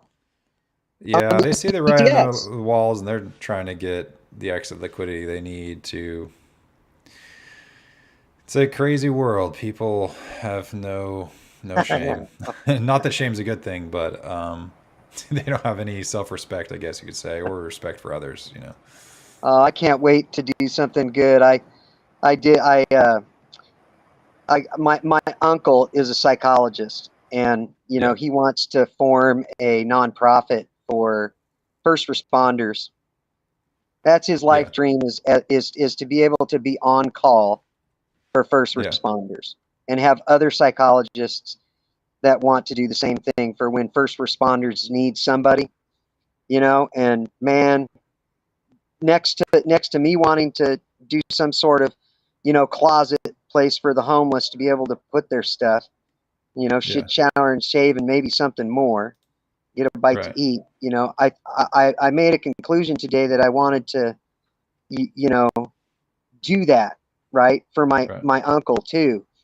And I didn't tell him that, but I did talk to him and sent him some images and pictures of the hours worked and stuff, and just told him, you do what you want to do, but this thing could be life changing for you. Yeah. So I'm hoping tomorrow he will make a decision for himself, and I'm hoping that he will come along, because that will actually empower him to do his nonprofit for himself, and then I can try to help uplift him. Second to that, I'm going to get Pulte involved, because my uncle's in Florida. Nice. And I'm going to see what kind of direction and guidance that my uncle and me can get to help form his nonprofit. Sweet. In the state of Florida, because the state of Florida has nothing like that. Right. Yeah. That's awesome. Life changing. I can't wait to be on streams after MOAS and during MOAS, and we all discuss our different ideas, and that way we all know who wants to help who. So, hey, what's up, Kay? As it gets stronger, we can bring this to the next generation. Yeah. And once they realize how to empower themselves to financially control their own destinies in a marketplace that they already know is changing. And for me, I know they know more than I know. Like the song Somewhere Over the Rainbow. Yeah. Go ahead. What's up? What's up, Kay? Not much. I'm just I just started listening to the first half of yours while I was taking a walk, outside. I do my nightly walk, so it's got me feeling very optimistic about tomorrow. I almost want to stay home from work. But yeah, I mean, I'll be traveling. I'll be on the plane while all the adventure happens, actually. So who knows? Like, it'd be crazy to see when I land. Hopefully, you get some Wi-Fi, my man. Yeah, I mean, I guess hopefully you get some Wi-Fi on the plane and shit. Like, oh, I mean, no, it's Spirit Airlines, so I don't even know if they have Wi-Fi. Jesus Christ. Well, it's better than Frontier. Frontier screwed me over so many times. I'm like, geez. You're expecting a baby, Michael. No, you're gonna find, honestly, JetBlue is starting to feel like Spirit a little bit, the way they're canceling the flights and treating people. I mean, I don't doubt it, but they'd have to. I don't know. I haven't been on JetBlue in a while, but I know my wife was like, "Is it a conspiracy that because I went to the Frontier flight got canceled and I had to buy a last minute Delta flight," and I was like, that does kind of seem kind of conspiracy, right? Or I don't know if I said it to her or whatnot, but it was that it would be a really lucrative but really messed up thing to do, because I purposely bought a $60 ticket because I didn't have $600, and then so to pay $600 plus now I have $60 worth of credit on a crappy airline I don't plan on ever using. Well, you could transfer it to me anytime you want. I won't be offended. No, I can't actually. Really? Yeah, that's the worst terrible. part. You literally can't even transfer it. Jesus. My wife actually has one too from something, and I couldn't use hers. So right, I got you. And that's I just that kind of BS just really is irritating. It's why can't we design a system that just actually adds value to society? I know that there's obstacles, but that we should still continue to try and move towards that instead of just what it is. I mean, it's embarrassing. This has been going on with the airports and the flights ever since. I think we eased up regulations on the FAA for a bit. Remember in the early mid 2000s, I think, around the time when Bush was president. And I'm not trying to make it a political issue. I'm just saying this is when it happened, and then all these things start happening, and with the flights, the experience has changed for me personally. Especially flying, and especially in the post 9/11 era. I'm just saying. It just should be so much cheaper because there's so much technology. I just feel I don't know. They find some way to still make it. Right. Well, anyways, let's talk about tomorrow. Yeah. All right. So also, just before I forget, King of All Kings. He did $5 per character, line on the side, raising his arms while saying, "How's it going?" Right. I mean, I feel like, hold on. Yeah, my go ahead. mission hasn't changed. So like if whatever happens and to get to the point where I can get really comfortable with money, like I'm not Mhm. gonna quit my job. Like my Mhm. mission is to serve those kids. You know what I'm saying? What Yeah. do you do? Especially those, huh? What do you do for work? I work in education, Okay, that's cool. Man. so I mean My that's my thing is wife's an always serve the assistant kids, librarian. Yeah, right? And of course, like that's excellent. my mission is to serve those kids. Like if I can serve those kids and I can use my means to help them, especially the ones that are like less fortunate. Like Yeah. the other day, I was thinking about what I would do like honestly for the kids that are less fortunate, like because like if they have like a basketball team or football team, like I would buy like Mhm. sneakers or pads or gloves and stuff like that for all the kids that especially that are in financial need. So I was always I thinking like things I can do with them. Like even now, I well recently I just told the school's social work. I said, listen, and I mean I don't make too much money. Let's be yeah. real. I told him, listen, any of the kids need a pair of gloves, let me know. I'll buy a pair of football gloves for them, no problem. Like put receiver gloves or running back gloves or whatever. I said, I Yeah. don't care, I'll do it. You know what I mean? And I think with if this comes to the point where we're very comfortable with money, like I plan on trying to help as many kids as possible, like especially with technology and other things like that. That's always one thing I want to do, but my mission will never change. I actually, it's interesting because, like, I spoke the other day about, how we don't know what good fortune and bad fortune is, even though so we probably shouldn't react too strongly to it. And not getting into residency could have seemed like bad fortune. But I just stumbled into, I was filling up vending machines and then overheard the principal, like, hey, we desperately need a biology teacher. And I'm like, for high school. And I'm like, I can do it. And they're like, really? I was like, yeah, I'm a doctor. And she's like, really? I'm like, yeah. So they just like tossed me some keys and they're like, all right, that's your classroom. And I'm like, Right. all right. So it was quite an adventure. And, it was interesting because there's a lot of people that, I don't know. I mean, by no fault of their own, they just like, I don't know if a previous teacher or whatever, or they didn't have the self confidence. And so I would do these. It's like where they can go on their Chromebook or their phone, and I have questions up on the board, and they can answer them, and then there's a winner at the end and whatnot. And so I did it, and like some people were like participating and whatnot, and then like the next time I did it again, and I was like, oh yeah, by the way, whoever wins gets $100, and I pulled out $100 bill. Everyone's just Nice. like, what? And then boom, next day it's like, all right, I got a bunch of chocolate and stuff, and it's like, and I even brought it, I shouldn't say this on the camera, but I brought in like just sodas and maybe energy drinks. I'm gonna say that's a possibility just because I had a bunch in my car. Right. And man, it was like hilarious, so all these like kids are super excited, and by the end of the semester, I just had people and they're like, you know what, I actually learned a lot in your class, and I just never felt like I was good at science. And I think that's the best part yeah, about it. Not even like the pay. It's just the rewarding fact that you helped somebody that didn't know something.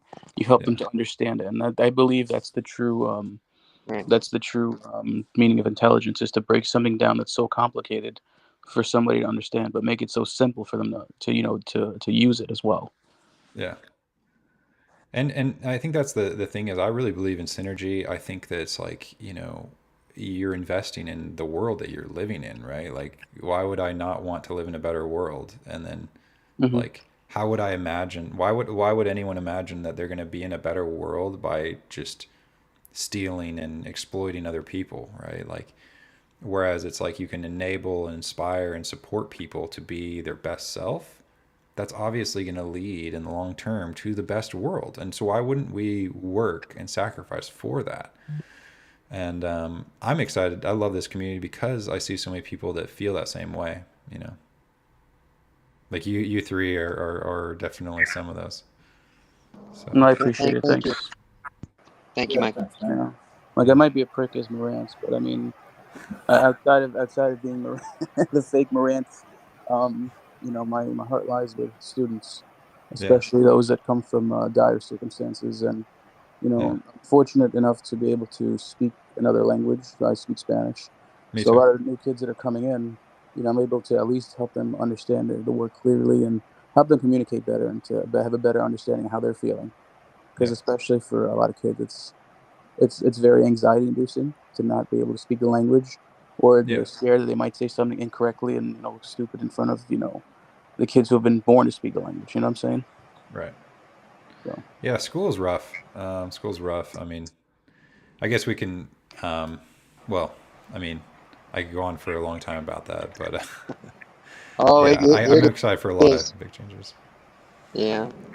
My daughter had a really rough year last year for her Really? first year of high school. Yeah, hard on her.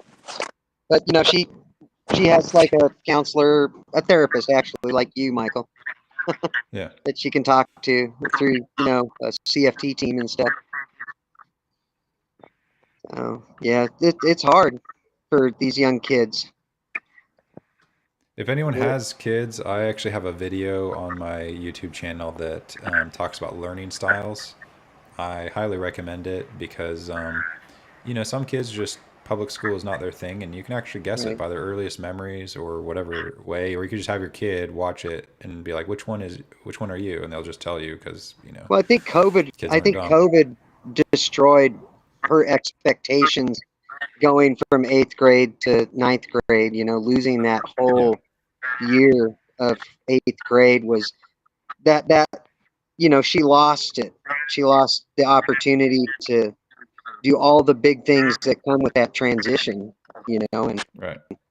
the adjustment to getting back. But she's finding a lot of success now, and very proud of her. Very thankful for people like you, that are out there to help other people when they really truly need it. Yeah, and also if anyone wants to hit me up, I mean, I'm happy to help. I mean, you can find me on Twitter or it's harder for me to find messages on Reddit, to be honest. But Right, there's That's every not time I easy. click on Reddit, I get something new. It's like, what's going on? yeah, I deleted one of my favorite memes the other day. yeah, It's like by accident. I'm like, oh, how do I get this back? I'm like, oh, you can't. What? Hey, so what's the deal? All right, so let's hypothetical here. yeah, We MOAS, yeah, right? At some point, obviously we're going to do that. right. When do we switch over to 24-hour PP show, micro show equivalent? Oh, I mean, my guess is my my guess is it's happening soon. I mean, my guess is I'm going to get off the plane tomorrow and just start streaming because it's probably going to be happening. Yeah, I mean, man, I see. Like, my expectations kind of work differently. Like, I just want, I guess a heads up. But I mean, so I attribute like a statistical, wow, emotional damage with a 10 for Michael's effort. Hey, thanks, man. The emotional damage is a homie. He makes the world better. That's for sure. Um, oh, organic chemistry tutor. Actually, that I'm not a financial advisor, but I could be an organic chemistry advisor. That is actually for sure. Ugh. That is like yeah, that's one. I mean, not that I would want to, because anyway. But yeah, I actually could. So Sounds slimy. and quick question, guys: yeah, what's up? has anyone heard from Roaring Kitty? I wonder what he thinks about all Someone this. said something, and it kind of made And yeah. I was watching the GameStop doc on Netflix the other day Yeah. just to sustain my belief, and when I felt like quitting, and and all that crap. And I'm thinking to myself, I wonder what Roaring Kitty thinks about this, because I know he's no dummy, and he's probably looking at this shit right now too. Yeah. Illustrated Finance and Economics with the 2. You're a good man, Michael. Also, I want hold on real quick. I want to just there was Control Chaos with the 5 earlier. He said no I'm a cardio, real dummy Michael. because Alexa is listening. See you after MOAS. Hodl 500 plus. And Maffles with a 10. And Mike Hands with a 2. Is there a new docket? Thanks again for the show. Yeah, there was a new docket, but someone said it was EB said it was nothing burger. Sorry, I just wanted to catch up with those because I do really appreciate it. I mean, I'm not too worried about the tips. It's just like, I guess, a sentimental thing at this point, because I'm very confident that very soon we're all gonna be very, very well off. So, and someone Thule says 3 times whatever you're thinking, and I believe in Thule, so Yeah. my expectations are changing. I Yeah. can think of a big number. Yeah, I would say like look for the signs, right? Like there's, I just think this is gonna. We'll be streaming when it's. I really wouldn't worry about the price, even like really thinking of an exit strategy. I mean, I'm not saying you should like tell. I mean, in my opinion, there's not really use in like even planning an exit strategy like a firm one until it at least hits $7. Like how it gets from here to $7 will tell you kind of how it's going to go the rest of the way. In my opinion, that's at least my game plan. Yeah. But I don't think it would. I think we'd. I think selling anything less than $12 would be, we'd probably regret that. I do think I do think it could hit 500. I'm holding on to at least 2,500 shares for long term for sure. Well, listen, anything else would be uncivilized, right? Yeah. But also, I mean, we'll at some point we'll start seeing people reveal themselves, and like, if it's like, oh yeah, everyone's involved. All right, yeah, I guess 500 it is. Let's do this. Let it rip. So, Let it rip. I mean, I think there's a chance that if IEP is involved, that the thing that they would never forget is if he had a specific hedge fund going after him, right, and then a different one going after Bed Bath and Beyond. And he dragged Bed Bath & Beyond into IEP by giving us IEP shares and then made the two short hedge funds fight each other. I think he would think that was hilarious. So if I was Carl Icahn, that's what I would do, just for some poetic justice, and because if he owns 90% of the shares, then holy crap. So, I mean, if that's the case, definitely you hold for gold. If that plays out, you don't want to, Chat's making fun of you, Michael, with your 7-12. Your What? $7 and $12, they're all making fun of you. Like 1,200. No, I'm just saying that like you don't have to like so by the time it gets to 7 or 12, you're gonna know who all's involved, right? Right. Right now it's kind of hard and it seems really speculative. So like we get to just sit back and enjoy it run, and then it's like, oh okay, like all these people are here. Yeah, no, it really will make it, right? I'm just I just know some people it's gonna be kind of hard, to be honest. Once it hits $1 for some people, I mean, I'm gonna be 4x'd at $1. For me, I'll be fine. One time. Yeah, I'll have all my money back. I still don't get how naked shorts unwind their position when we start to analyze. I mean, let's say, just for simple math, there's 1,000 shares out there. We own all 1,000 shares, but there's 10,000 naked short shares. Mm-hmm. How do the naked shorts buy shares to unwind their position? Well, that's the thing. That's why 500 is possible. That's why higher than 500 is possible, of course, right? Like theoretically, if no one sold any, and then we all just sold 5% at 500, then it would just keep going up, right? Right. I don't know. Like for me, like the idea of the whole system breaking, I don't know. It's going to be scary, but I just know that like we'll be in this together, and that it's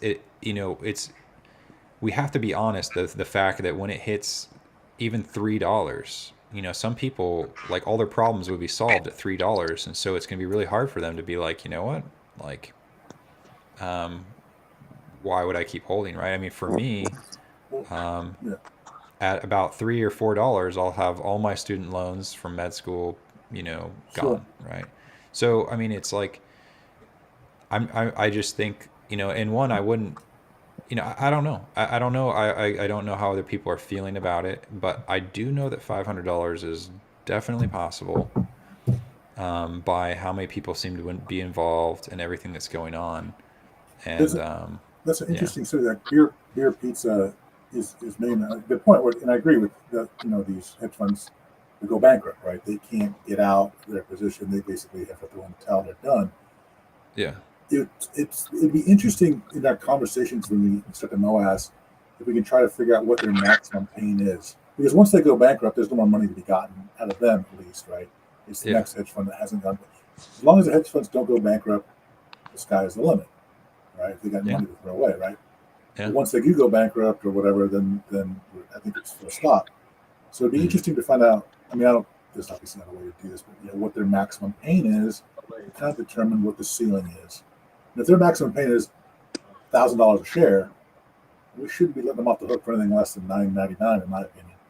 Some might say Right. 1,000, but you know what I mean. Like, what is their maximum pain? I don't know if that's something that can be calculated. Yeah. Yeah. I mean, I definitely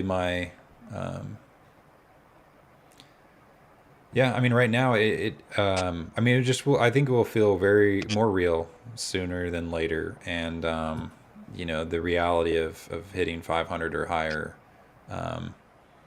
is I think gonna happen. So I just know it's gonna be an emotional journey because for a long time people have been holding, right? Right. And you know, it's just like to set reasonable expectations. It seems crazy to set the reasonable expectation that 500 is possible, but It does, doesn't it? I know that by the time it gets to 7, 500 will seem a lot more real. Is what I'm saying. I guess. Right. I knew what you meant, but well, Yeah. it's just fun watching the chat beat you up, though. Yeah. They were too Now, bad. what's the odds we might go back to the OTC tomorrow? Because I mean, you had to file another form, right? They had to file another form just to be. I mean, the hard form was the earnings, right? So, right. I mean, in my opinion, I don't know how long that takes, right? I don't know whether I that's believe like they were a talking about it 24-hour last thing. week. Yeah, they were saying I don't know 2 if business days or some shit like that. I'm not sure. If I'm not mistaken. They said it last week, I think. Ross was saying it seems to take, in his mind, it takes some time to put all this together. It's not just like snap your fingers and it's done. Yeah. I mean, I don't know if, I guess we can look at does anyone know what the time period when the SEC said they're going to be shut down for? He says from win to win. Because, like, I mean, I don't want to, like, not burden people with information, right? Because it's just something extra information if you need it. But, like, there's a small chance if it's like, oh, everything's going to be shut down. It's like, well, and if they can't issue shares, would they want to just wait? I don't know. But, I mean... But it's going to happen very early in the morning. This company stuff. New stuff is going to happen. I don't know. Yeah. Say what's up? Morans, we can hear you talking, bud. Sorry. You're good. No worries. I wasn't sure if you were like going to whisper mode since it's later. I was talking to my brother and I was telling him like, I was waiting like, no, listen, they're giving me all the information. No, we'll put out indictments here soon. The stupid Michael guy is low. Yeah, like Ryan's right. He's actually like FBI. He's like, no, they're giving me everything right now. This guy Michael, ED, we'll figure out who they are. This is Agent Johnson. Connecting. It's like a sting operation. He's talking to actually, I was telling my brother, I said, I think something's going to happen. I should stay home tomorrow because there's no fucking connection where I work. So I'm like thinking, oh, great. Maybe if this is a quick thing happen. And then I'm like, oh, shit, I missed it because there's no connection. I'm like in the middle of teaching or tutoring or whatever. You know what I'm saying? Yeah. I can't imagine it happening like instantly tomorrow. Maybe I think it's like, I mean, I think we might see a rip. Like, I guess if we look at the chart, let's see. Where's you copy? Yeah, where is he? The rip in November, or what's he saying? You saying April? I mean, if using like my idea of let's take a look. Actually, not that like.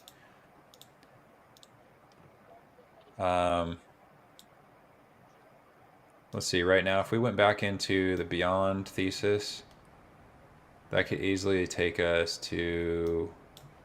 It would have to retest. Well, enough retest, but he's talking about Head and Shoulders, coffee cups, teacups. I don't know. Cups. Like if it tested the top of the Beyond thesis, it would be to 62 cents or something, right? So I mean, like, yeah, that'd be freaking amazing if it went tomorrow from where it's at to 62 cents. Right. Who knows if it just broke through 21, If it broke through 21, it actually would probably make it into. I have no idea. I don't know if that any of that. I mean, I have no idea at this point whether that matters, but I guess I just. buy some shares of it again. That's all. I mean, even with a couple $100, I can do pretty well. You know Yeah. what I'm saying? I just bring it up because I don't think it's gonna go. I don't think it's gonna go straight to 500 or 1,000 and then like disappear. That's what I'm Right, of saying is course. like, I think it would have to at least hit maybe. That's gradual, I believe. I think it'll be a gradual thing, and then you're going to see it on the news, and people are going to jump on, its jock, and you're going to see people start to close out their the shorts will probably close out, start to, right? The news is Well, going to be who interesting knows? how they spin this, right? Yeah. That's what I think is going to be absolutely fascinating because they're going to want to spin it towards their hedge fund buddies that are getting their butts kicked, right? Initially, but at some point they won't be able to. Yeah. You know what I mean? We had someone was talking about canceled shares are not deleted shares. What are extinguished shares? That is a question for OK Bets. He's my go-to. Extinguished shares. I was looking it up the other day, and the one thing I've learned, I think everyone's learned, is every word means something different than Right. This legal jargon. You could probably Google extinguished shares chapter 11. Extinguished chapter 11 will tell you. Yeah, I mean, I think. Yeah, I mean, I know that shares, if they're deleted or extinct, like any of that, it's because they're getting new shares, right? So, someone else was saying earlier that they had. It said that shares. I don't know if he said they were extinguished or whatnot, but what it turned out to be, because the language they said was the same, so I'm assuming it was extinguished. That it was the unsold shares, like the shelf that they had was extinguished, which that was something they talked about in the filings, but I don't know if it actually came into effect. So because they were allowed to issue up to 900 million, right? And they only issued up to 739 million. And so they theoretically had 260 or whatever million they could have issued, or yeah, it's 160 million they could have offered. So like it could be that those are just officially canceled, right? Yeah. Either way, I mean, like I should have written it down and whatnot. I mean, I know OK Bets has gone over it a few times, and so has a few other people, and I trust them. It made sense when they said it. I just, off the top of my head, don't have that answer.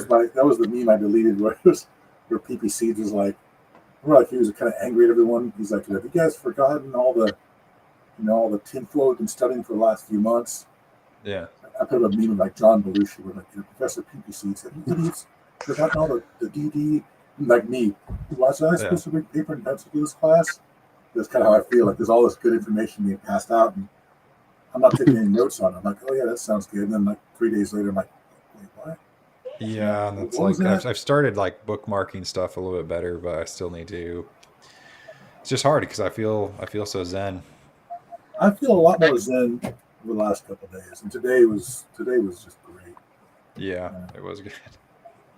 I was a little iffy, honestly, when the PPShow happened with Pulte. I was a little disheartened, but like afterwards and looking back on it, and then reading what people were talking about it, I thought, no, I was just one of those idiots that wasn't, I was pumped up for something of my own making, and didn't realize all the good things that were happening, that were unfolding in front of my face that I wasn't paying attention to. Yeah, I mean, it's kind of interesting that eating ice cream is such a important thing, right? 147. Yeah, I mean, even without the 147 though, it's just like still like that's just what the sign that the deal's done, right? Yeah, you guys scream when you're done working. The deal's done. Yeah. No, it was like that was clutch. No, I was thinking like, hey, you know what? I was like thinking like maybe if this goes off, I said I should message my ex-fiance and be like, hey, remember you told me I'd never make any money in the stock market? And I'll just send her like a little screenshot of my fidelity and my value. There is probably going to be a lot of I told you so's. Right. I was thinking, was it rock solid? It's like, we shouldn't be like that. I'm thinking, no, you're right. We shouldn't be like that. In the back of my head, I'm thinking, I'm absolutely going to be that guy. I'll be on stock tweets going, I mean, you know what? Here's what's going to happen on stock Twitch because he can block people, right? Like other Yeah. places. What's that?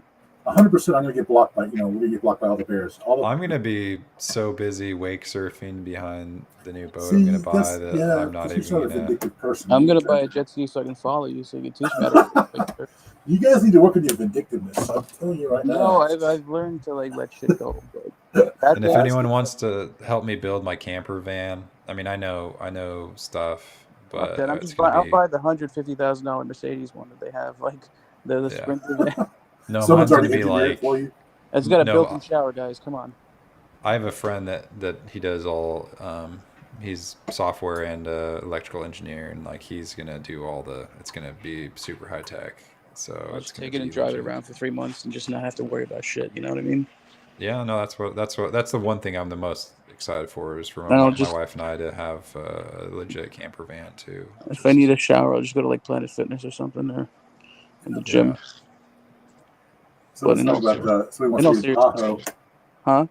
I'm sorry, just reading through chats. Like, I haven't even looked at the YouTube chat. I know they're probably just like, you guys are talking out of your ass. No, they're not. They're not. They're talking about stuff they want to do. Mickelman is buying a cabin in Tahoe. Hey, well, I'll come visit you in my van. Michael wants to live in a van by the river. I actually do. I mean, probably by the lake. Actually, a van by the lake. That's a Chris Farley SNL. Yeah, no, I know, but it's true though. I mean, that's still. Yeah, not down by the river under a bridge. Just down by the river. Yeah. Listen, it's called wife changing money. So anywhere you go, you know what? Then you just your attractiveness level will shoot up by like 5 points because you got cash now. Yeah. I'm being serious. Listen, money. I'm laughing because it's true. Money. What was it? MMP. Money moistens panties. I'm sorry to be misogynistic at all. Well, my wife married me before I had money, so you know. Well, you got one of the good ones. She's awesome. That's right. So. That's too funny. Well, any other questions, or I mean, we could keep chilling. Yeah, I have no problem. I mean, and then you got you traveling tomorrow, Michael? Yeah, he I actually says got to he's flying. travel kind of early. He's flying out tomorrow. Speaking of which, what time even is it? So it's 11 right now. But 11. Listen, I'm gonna dip out, guys. I gotta get my cardio in. I'll hit you up later. I guess I'll see you tomorrow. All right. Just all good luck with everything. Yeah. What kind of flex is that? Get your cardio. See you on the moon. Fat ass, like, man. Listen, brother. Listen, I'm currently listen. I'm trying to get myself into shape so when this money hits and I'm in shape and I got the money, you know, I can get myself a solid. Shape. You got money. That's to get yourself a what? I guess I can get myself an 8 or a 9 now. Score a 9, maybe a 9. Oh, nice. Dude, well, you're a 10, bro. So I appreciate it. Listen, in the words of the late Ziz, we're all gonna make it. We're all gonna make it, bros. Keep hustling, cuz. That's all I can say. You guys be easy and have a good night. All right, I'll see you tomorrow. You too.